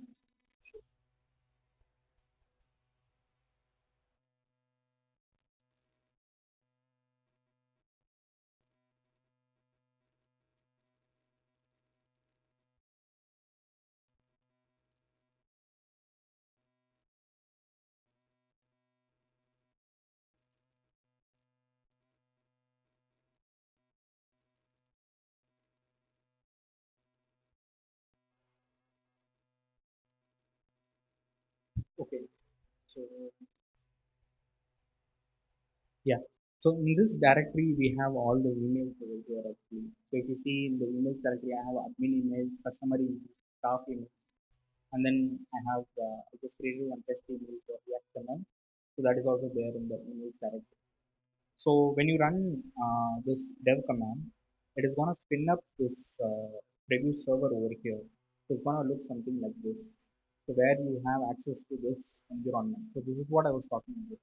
So this is the developer experience you get when you're working with React email in your project where you want to use email. So like any changes you make on the VS code, it's gonna immediately reflect. Like I said, it's like preview is completely with like hot module reloading is also there. So anytime you work on it, it's gonna change over there. You can also do things bit if you think a little bit farther. What you can do is you can deploy this email preview to some static server, and then you can share those links to your PM, so that every time you guys build anything right, you can directly share the link. They can check over there how things are going. That also I will show. Um, so like you get things like this actually. So you can change the width, and then you can change the height. You can even do mobile view, desktop view. So all these things you get out of the box, and then you also get the code view. So where you can see the HTML what it is going to get pushed to the email client. So if you see, uh, you have to you have to write this much amount of HTML to actually make it work with real email client. So all these things you guys don't need to do. So that is what like um, React email is doing. So they do everything. They do all the inline CSS stuff. You don't need to do it. You just write plain React code that looks something like this, and then you get to move on, right? And you can also do components. Basically, you can reuse components. You can have a separate component for email account. You can have separate component for email footer. So every time you are running some campaign, you will directly edit the footer, and it is going to change in all the email accounts. So that is the advantage you get over here. And this I already shown. I'll move on to the storybook stuff, whatever. So this is how the storybook looks. So what we did is like, if you look at the email development preview, right, it doesn't have subject preview text. Right? So when you go to any email client, right, you will see subject, and then you will also see the preview text coming next to the subject, like a small gist of the email. Right?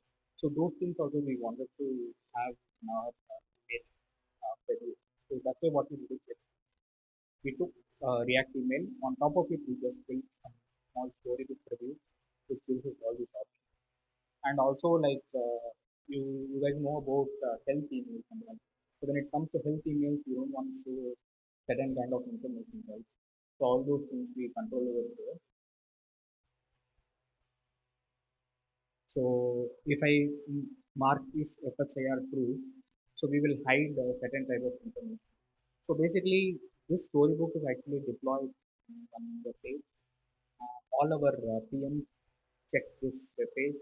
They try to put in different type of information and then verify whether how it is.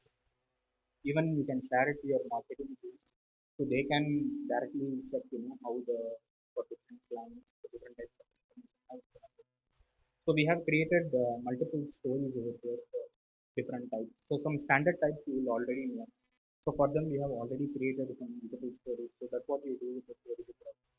So that's what we have done over here on our list. So this is also very helpful. And another thing we wanted to do was like earlier I said like we wanted to support multiple languages. So for that what we did is like we have used internationalization, basically React IAD means you guys will be already using this for all your static websites or like React. So same thing we used over here, and then we just change the language and it's one of these two all together.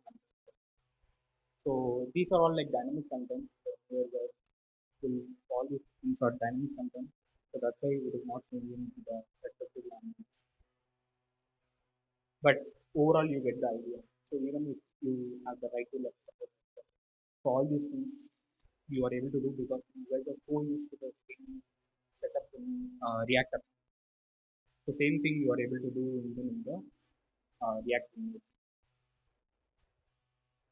So apart from that, I also spoke about test. I'll show them. So we have all these test cases over here. So where we have written like we are expecting so content to be available in respective place. Because every time in each and every test case, we pass specific set of data and we expect this data to be available. It should be like as usual. It should not render as something like escape the character. All those things we try to verify. And we also check in case of health emails, this data should not be, even if I pass it, it should not be scanned in the email. To do things like this. So pretty much this is about our setup at the moment. So what we do is like after we have built this, our team kind of like we have CI/CD set up in a way like as soon as you merge the PR to master, you that.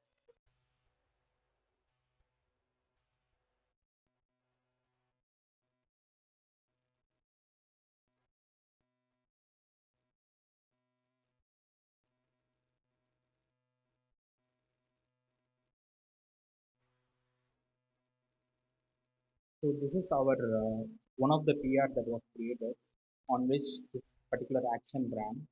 So where what we do is like we run the CI. Inside the CI, we run the test cases, we run multiple other jobs as well, and then later on we deploy to a preview server. So we have a preview server called email.pitchcode.com. So it is actually IAP protected. So only people with our email.com option use it. It's not open, but it's gonna look something. So anytime someone goes to this they deploy a preview, it's gonna come over here. And you add a new email, it's gonna get added over here, and then people can just simply you can share to stakeholders or like marketing team, they can look at it. Even they can just inspect element and see how it works. Designers don't need to worry about, okay, if I add this, how it's gonna look like. They don't need to come to the developers for that. They can directly check things over here, and then if they are happy, then they will come and ask you to make it change. So that's the advantage we have.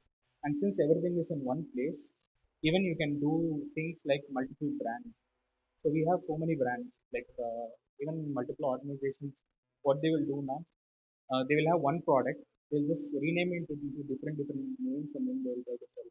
Only the color and the look and feel will be different. So people who are working inside the organization will know that okay, it is the same product, but people who are outside they might not, right? So all those things you'll be able to achieve with the help of React email. Because React, of course, it enables reusability and composability. Right? So that's the advantage we get. And we have one more action. So that is on deploy. So what we do is like, say like you merge a PR. So when you merge a PR, we run again the CI. We try to check if, like, because people can make some changes even after creating the PR. So we try to even on merge we check if the CI tests are passing or not, and then we publish a package to the GitHub package which is inside our organization, and that gets again used inside the email service microservice. So you can have depend bot action again. So depend bot can listen to the updates coming to the package and install it, and then it's gonna deploy to the team. So this is how we are right now doing, and with this we solve the problem for the content devs and the email developers inside our organization. So it's so easy for them to simply make a change and then move on. So it's just as like for example, we want to update the copyright component. So here right now this thing is that I just want to say Chennai React. So we just make this one and then create a PR. So it should be done as simple as that. So that is the advantage you guys get with the help of.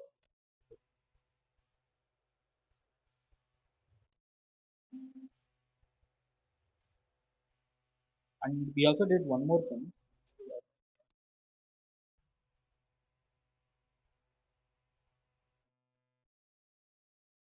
So you can see here it says Chennai React. So we also did one more thing. So you guys usually what you will do is like if you're working in email templates, so you would usually run your emails against all the email clients. Right? So you will be doing litmus testing. So there is a tool called litmus, so which allows you to run all the email previews in multiple email clients at the time. So that also we have set up. So we have written a script in the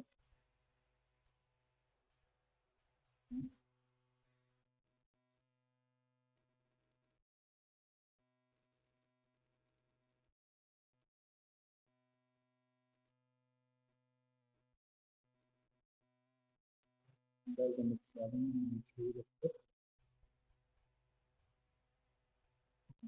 So the script looks like something like this actually. So I wrote the script like you wanted to know even how to consume the emails what you have developed. Right? So for that also React email has developed a helper. So the helper is just a wrapper around again React DOM. So you guys already used it if you are using SSR. So the same thing under the hood they are doing. So they just have a method called render. So use the render method. You pass the email component what you have developed.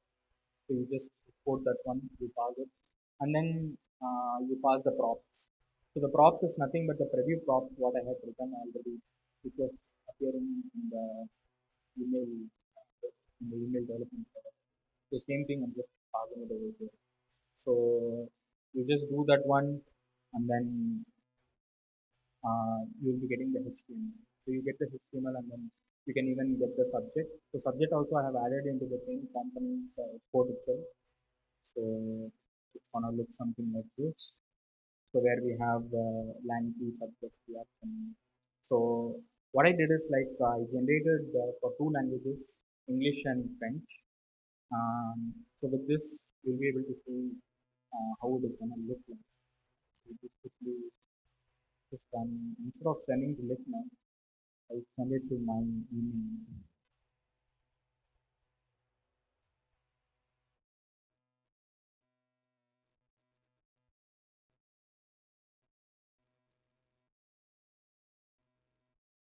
So it's gonna use SendGrid to send this email, and it should be available in my inbox.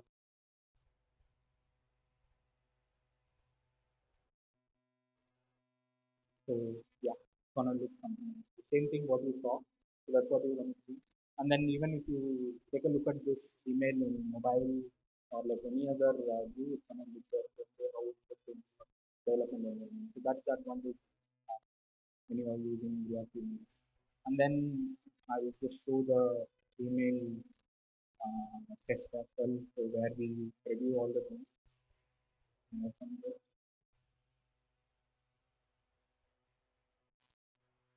So in reviews and QA, we already have a specific set of lists what we support.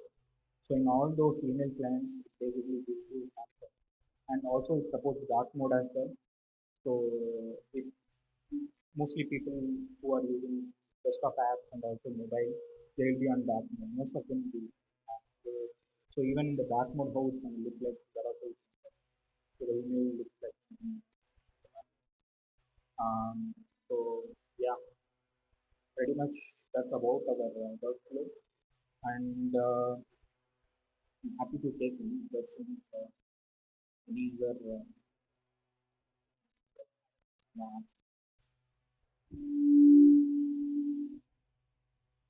We'll restrict to a couple of questions if there are any. First of all, I really like this tool. I think I don't know the way how it solves a lot of problem. I can clearly see things.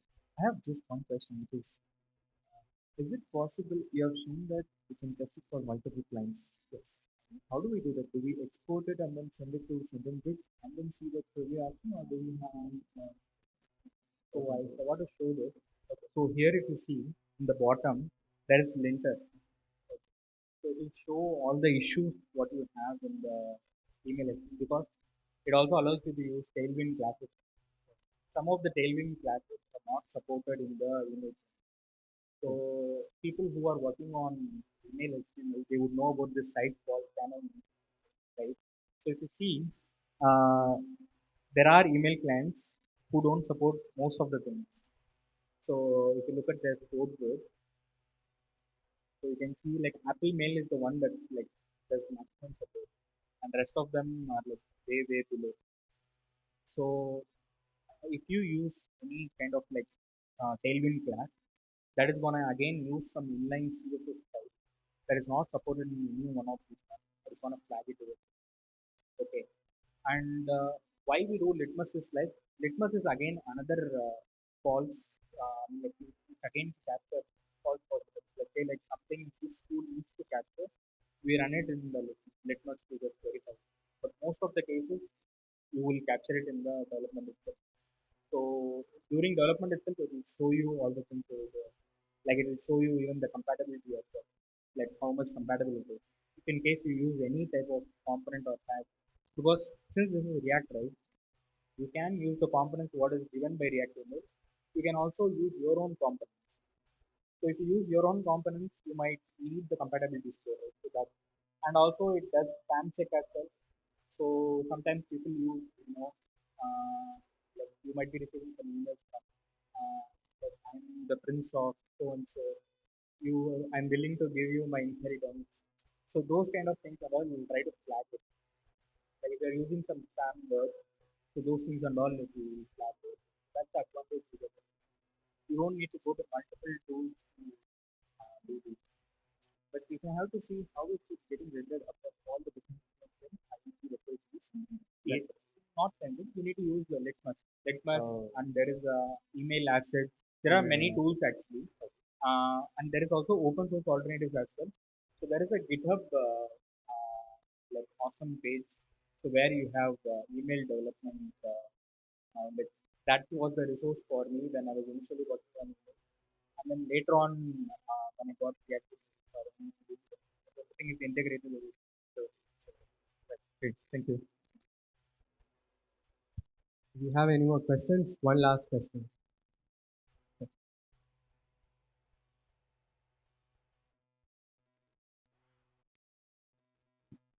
How did we use this new Java or migrate this? So right now, what we are doing is like we are having our email service in Node.js. So since we have it in Node.js, we exported this as an npm package. Okay, and the microservices that are written in Java, they call our REST API. So our Node.js service is going to provide a REST API. So you can consume the REST API differently how you use Java. So I hope this is clear. So I'm basically giving you an API. We're just going to call like google.com get this link. So that is what we have done. So you can see consume the API. So I guess that's it for last session. Let's give a round of applause, guys. Thank you so much. We invite Arvind from the D3 community to felicitate Syed. Let's give a round of applause. Guys.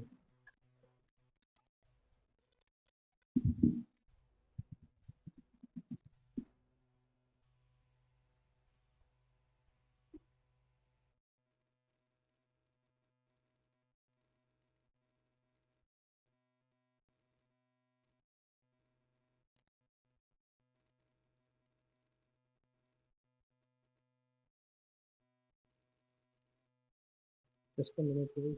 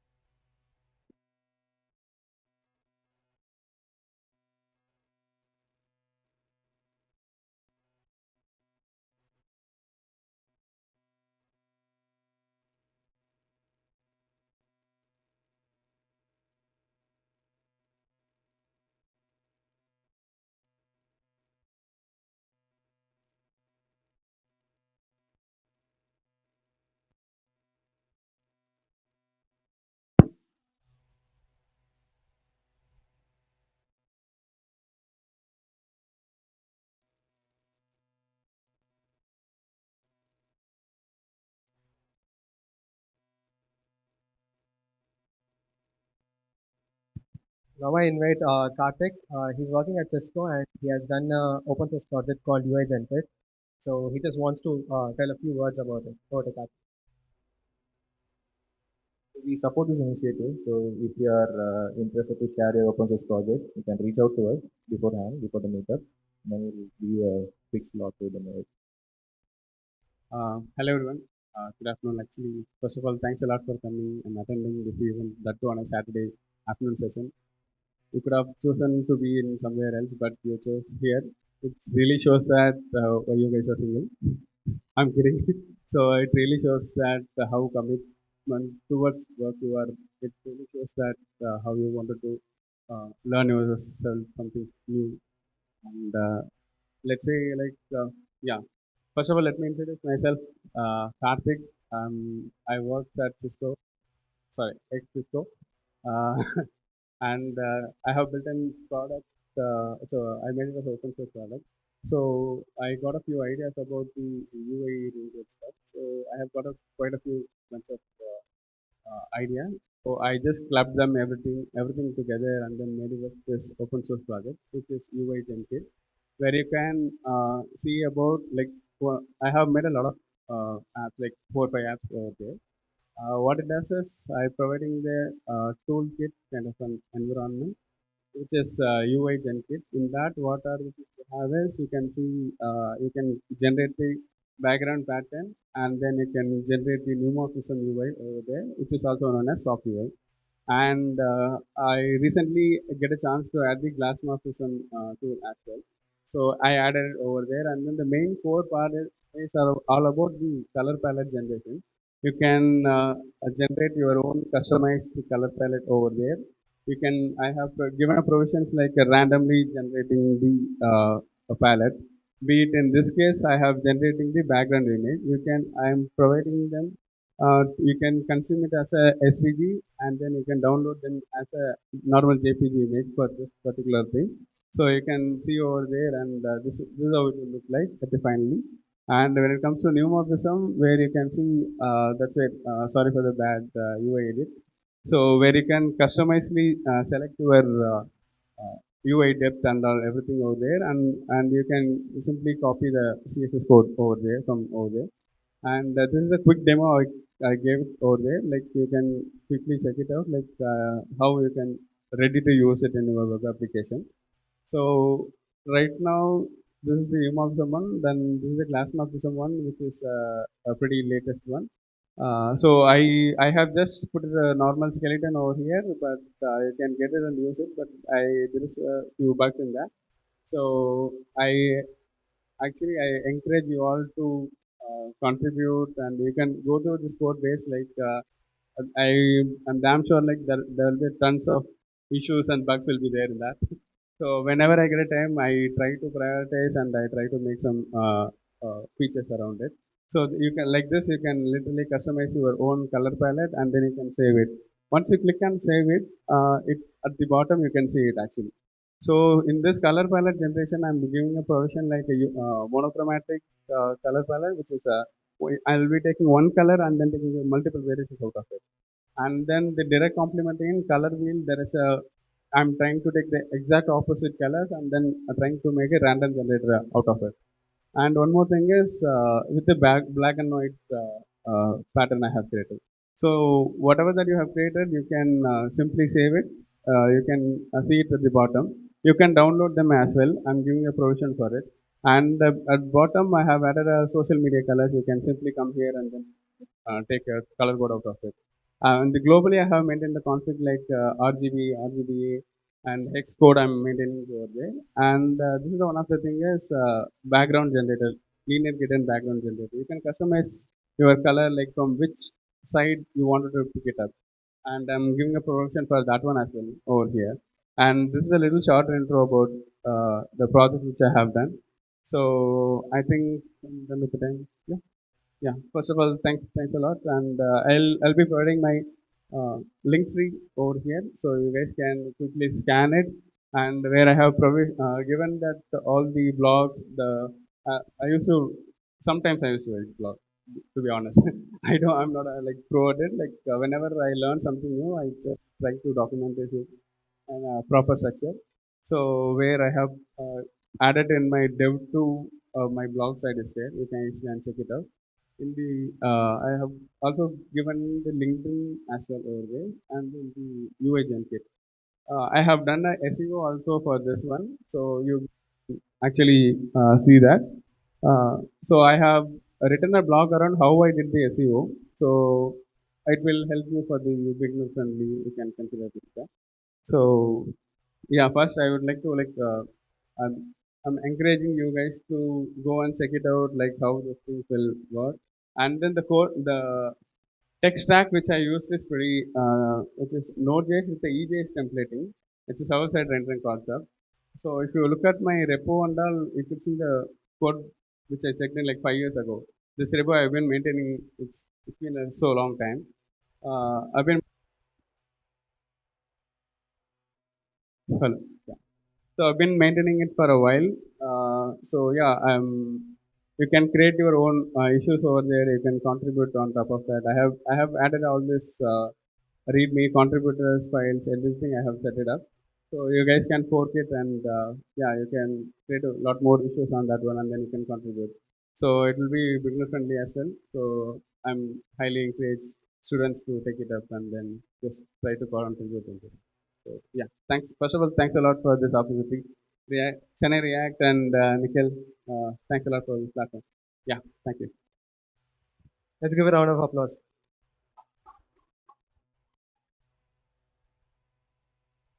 Okay, now I invite Nikhil. Yes. Okay, so now I invite Nikhil to give a shout out to our community partners.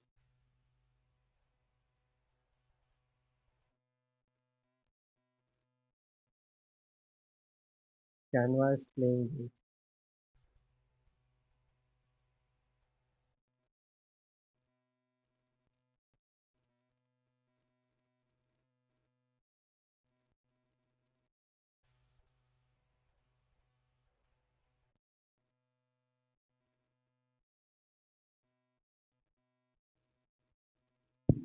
How many of you know about React India? One or few people. Okay. So React India is a conference that happens in Goa, and it's happening on 30th October to November 1st. And we will be partnering with them for the next meetup. It's going to happen on September. So register if you are interested to attend there. You can get to meet a lot of speakers from different countries as well. You can network with them, connect with them. And we are also community partners for TechXCon. How many of you know about it? So this happens in Chennai Trade Center on November 1st as well. So some of us will go here, and some of our team will go to React India.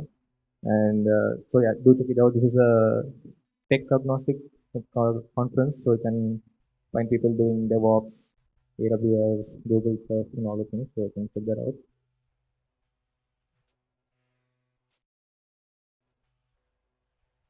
So CTO talks. How many of you know about this? Quite a few. So this is specifically for senior engineers and CTOs and basically tech leadership conference. So they also have their monthly meetups also.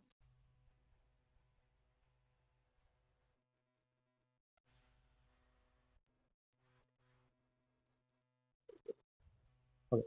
They also have their monthly meetups, but this is a flagship event. They have it annually, and we are also partnering with them. So if you are close to 6 years or 7 years of experience, you can get to register here. This is the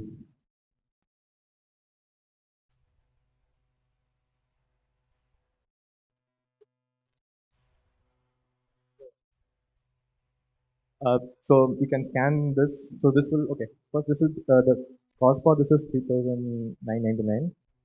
It's a 1 day, right? Yeah, 1 day event. It happens in ITC Ganchwal at Hindi. You get to meet a lot of tech leadership, and there's a different kind of booths they set up for AI booths. You can experience those stuff there. For our community, if you are close to 7 years of experience, you can scan this. So this is actually not a website; it's just the payment link. So what you can do is you can come and reach out to us. You can just take a screenshot if you want, but before you pay, come and reach out to us, get your email and name and everything, all the details, and then you pay so that you can enter your details there. So this is a dedicated link for us. So yeah, if your friends are also interested, you can share it, but ask them to message us, get the details, and then do the payment. So we will send an email also to all these community partners. You can check them out.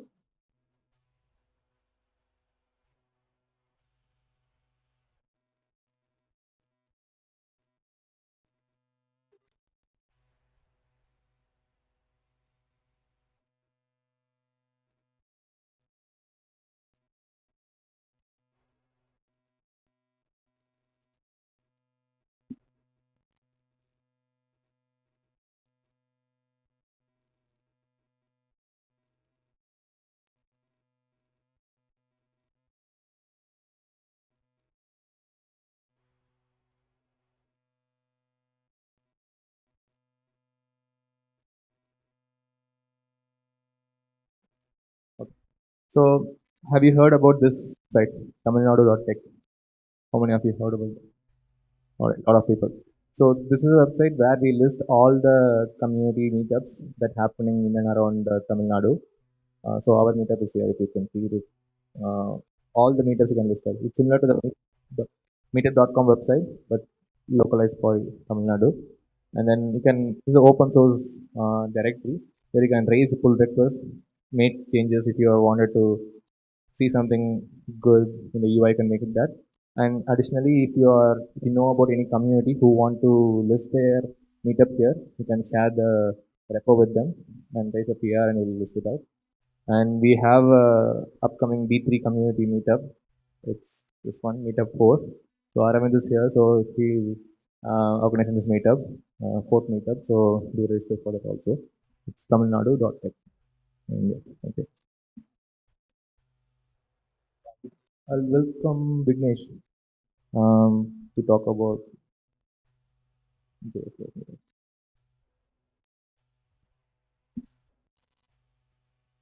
வணக்கம் மக்களே. So how many of you know about JS Lover? Okay. Thank you. So JS Lovers Chennai is a tech community. So we have been running for the past 1 year.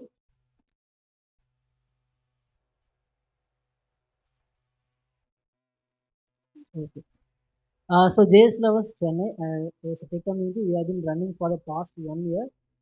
So to celebrate this first year anniversary, we are conducting an event on 13th September. So the venue has not yet been announced. So we are in talk with the venue, but we will finalize in the next week. But you can scan this QR and register for our event. So you can scan this QR. So if you go there, there will be an option to put where did you know about this event. You can choose Chennai React here. So we will approve you fast.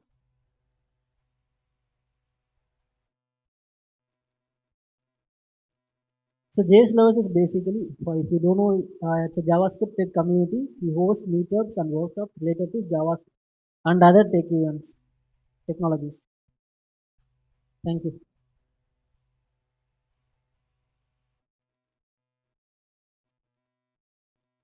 Hello, Makale. So I'm Keerthana. I run a community called Code Sapiens. It's a student community. We have been like doing it for 1 year. We have among 1,200 students who. இப்போ நாங்கள் என்ன பண்ணுறோன்னா we have started our first meetup. Today was our first meetup. It was at பக்கத்து தெருல. And then we are now looking for developers who can guide our students to like learn React, to become good developers when they go into software fields. So if any one of you are open to mentoring other students who are like in third year and final year now, or anybody who is willing to speak at our meetups so that they can actually learn what is good web development all is about. So you can, I don't have a QR, I didn't prepare or anything. You can just search for Code Sapiens, or you can also reach out to me through LinkedIn by Keerthana MG. My name is Keerthana MG, Keerthana space M space G, or Code Sapiens. So any LinkedIn is fine. You can reach out to me if you are really interested. Thank you. Thank you for the opportunity. So my first talk was at Coach Etienne.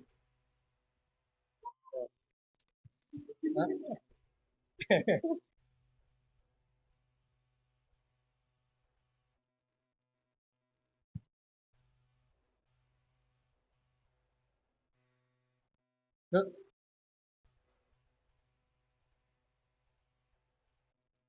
I don't remember honestly to say.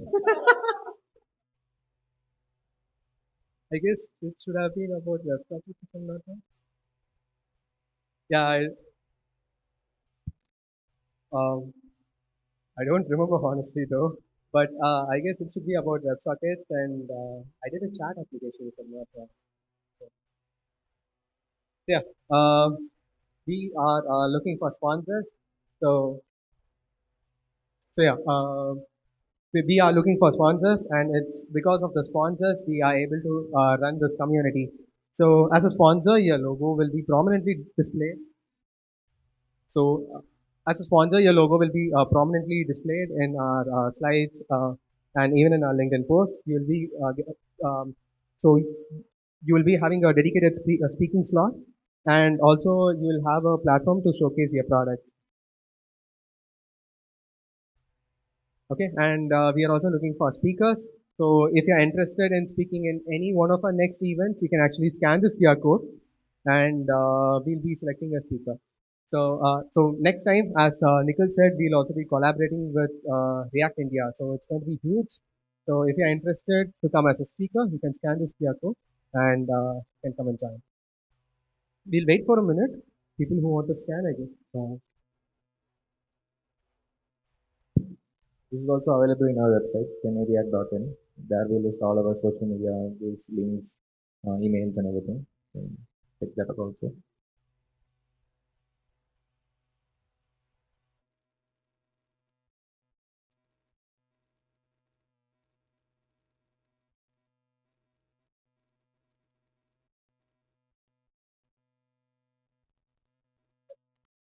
Okay, so we have done a few things right, and I'm definitely sure there are some things we wouldn't have done correctly, and especially with the timings, I guess this time it really became an IRCTC timing. But even trains nowadays come on time, but we did mess a little bit with the time. But next time we'll promise you that everything will be on time. So if you have any feedbacks, please do fill it.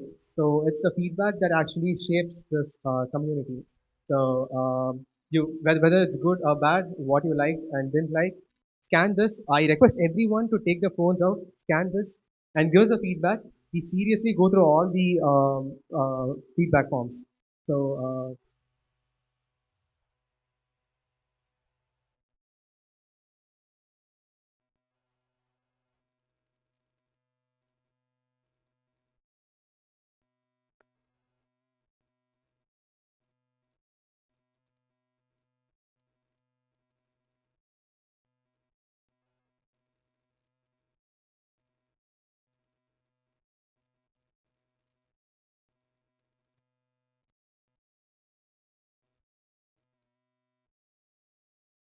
So just want to share one thing. So one of our community members, they attended React Bangalore event that happened. Tapas, one of the community that Tapas runs, React Play. They collaborated with them, and the feedback we got was instead of quiz activity, we wanted a fun activity we had, right? So it was first happened in their meetup, Bangalore meetup. So we incorporate that in our meetup. So one of the feedback we got, and that was going good. So similar to that, if you have any feedbacks, any for the fun activity or for any other stuff, you can fill it out here. We'll actually use that feedbacks and improve our meetups. Right. So that's the end for today, guys. We'll be having a networking and a photo session. So before that, we want to thank our sponsors first, IBM Resumex for giving us this opportunity to hold this meetup. And also, I guess the first time when I said the full form for IBM, I guess I told it wrong. Just to clarify, it's International Businesses Missions Corporation. So yeah, so we would like to thank our sponsors. We would like to thank our speakers, and finally, we would like to thank all of you for coming here. It's because of you we are able to conduct events at this scale. Just look. This room is actually packed, and we did get lots and lots of registrations. So it's because of you guys showing up, we are able to conduct events. We are able to gather speakers. We are able to go and speak with the sponsors. So let's give a round of applause for everyone here. And also finally to the wonderful volunteers here who have worked very hard to put this event together. So let's give a round of applause for the volunteers here. So with that being said, I would like to sign off, and I guess one yes, yes, yes. final thing. So we promised the giveaway for resume. We totally forgot about it. So we have the list, and Probably we will. my WhatsApp is gone for sake. Close your eyes, guys. Please close.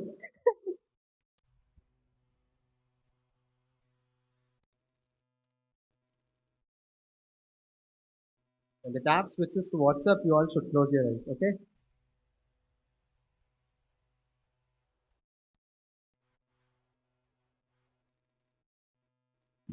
Probably this is the reason you're not supposed to share screen.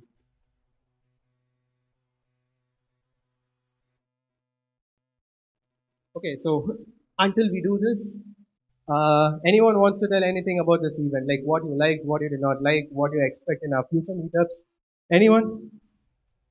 Luckily, no. Nothing is it. Hey, I asked you guys to close your eyes. Not doing very bad, huh? This is it. Nobody. All right. So by the time Nikhil completes it, so how many of you guys actually came here knowing that this is a React meetup happening on a Saturday where you can have a splendid Saturday sleep nap, sacrificing all that? How many of you guys are here? Some people friend கூப்பிட்டான் அதுக்காக வந்தேன் கூட கம்பெனிக்கு. How many of you guys who actually came knowing that this is a Saturday? I know there are a lot of college guys here. Saturday class வச்சா போவீங்களாடா? Yes or no? If you guys had class on Saturday, would you go or not? No, very good. You are too talented. But you've come here for a community meetup, and these meetups are shape your future, believe it or not. Is in a general aspect, whatever things you're doing right now for these community meetups, the people you're meeting, network you're doing right now, are bridges. So these bridges will help you network more and understand the market, the way things are flowing, and this is your opening.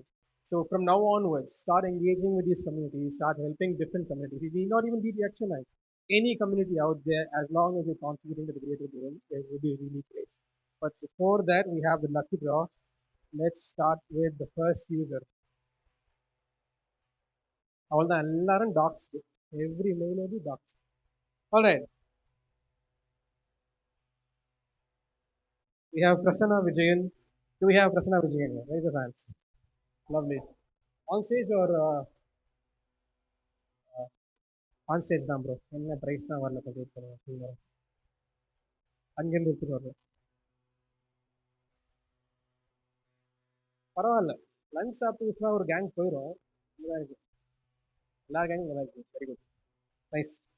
Right, next let's wait, do you want to give it first and then let's do it one day. Nikhil, will you join us on stage with the first winner?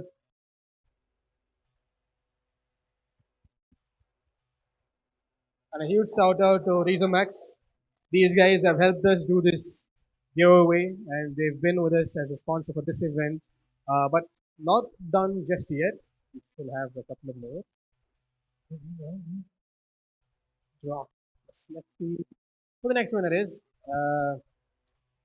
Bharat Kumar Murugan 2016. I have a question now. 2016 is your date of birth or is that something? I feel very old right now. No. Read Radha Maniro. Illana read Ra. 3, 2. Let's go for the next one. I guess he left after the lunch. Yes. There we go. That's the answer. Bharat Raja 14. இது இன்னும் ஒரு பெரிய நம்பரா இருக்குது. நம்பருக்கான 2001 bro. Let's give a round of applause, guys, for Bharat. I think we should have one more winner. All right.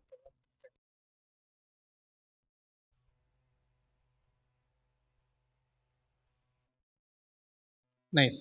So happy. Last one. Nikhil, சுத்துறீங்களா? சுத்து Nikhil bro.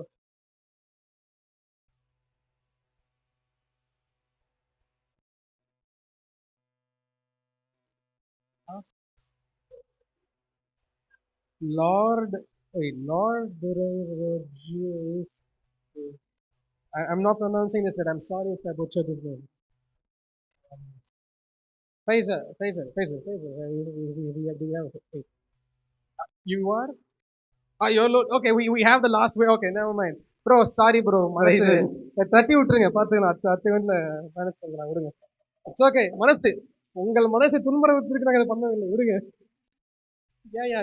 Sorry guys, it was my mistake. I just clicked by mistake. So heavy. This is Chanda.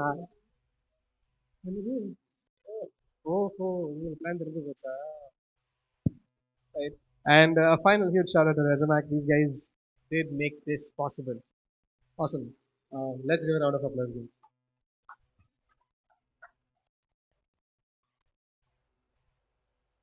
Alright, so Praveen, take it away.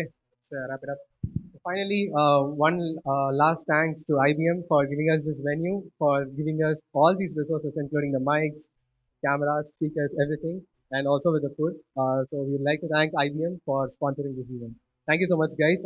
We'll just have a photo session and then we'll network for some time and I guess we'll be. Does that work?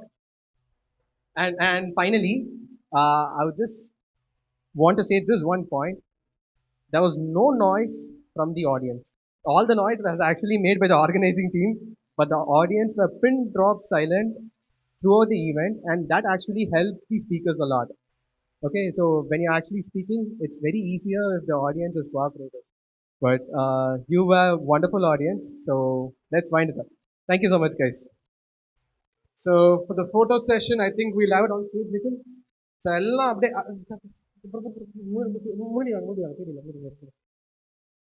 Let's come forward. யாரெல்லாம் கிளம்புறீங்களோ கிளம்புங்க உங்க கையை பிடிச்ச முடியாது பார்த்தீங்கன்னா வாங்க எல்லாம் வாங்க வாங்க வாங்க சீக்கிரம் சீக்கிரம் பேக் எல்லாம் வச்சுட்டு வாங்க பேக் வச்சுட்டு வாங்க அப்படியே அங்கே பேக் இங்கே இடமில்லை குயிக் குயிக் குயிக் சீக்கிரமா வந்தா வீட்டில் டின்னர் சாப்பாடு இல்லை வெளி சாப்பாடு volunteers help us out here please the ones who are there in the video streaming room as well yeah volunteers we need you here for the chairs we'll need you guys here stage மேல one row can they come on stage yeah one row can come on stage please the people who are tall can stay down or தெரில எங்க நில்லுங்க பாத்துக்கலாம் 10 11 புடிச்சுக்கலாம் come on come on வாங்க வாங்க வாங்க வாங்க வாங்க வாங்க வாங்க வாங்க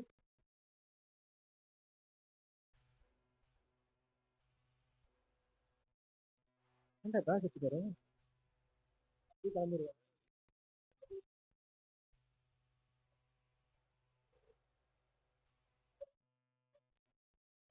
நவீன் ப்ரோ கூப்பிடுறாரு ப்ரோ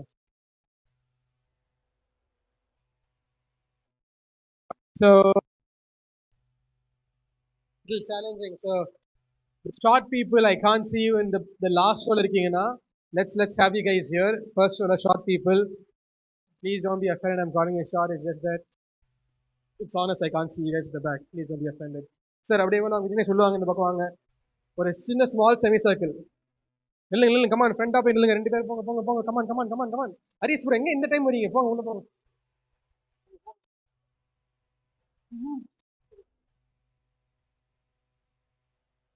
அப்படியே கீழே ஒரு ரூபா படுத்துக்கலாம் யார் படுக்க போறது நாங்க வரேன்டா விக்னேஷ் பக்கத்துல நான் வரேன்டா சொல்லி தாண்டா உட்கார சொல்லி ருக்க பார்த்துக்கலாம் I'll speak. All ready? Yes.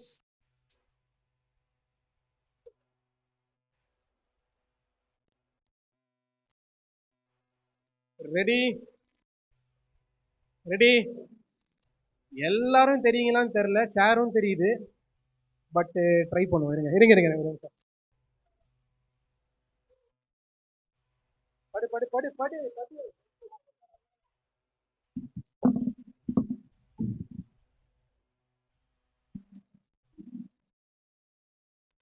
Smile என்ன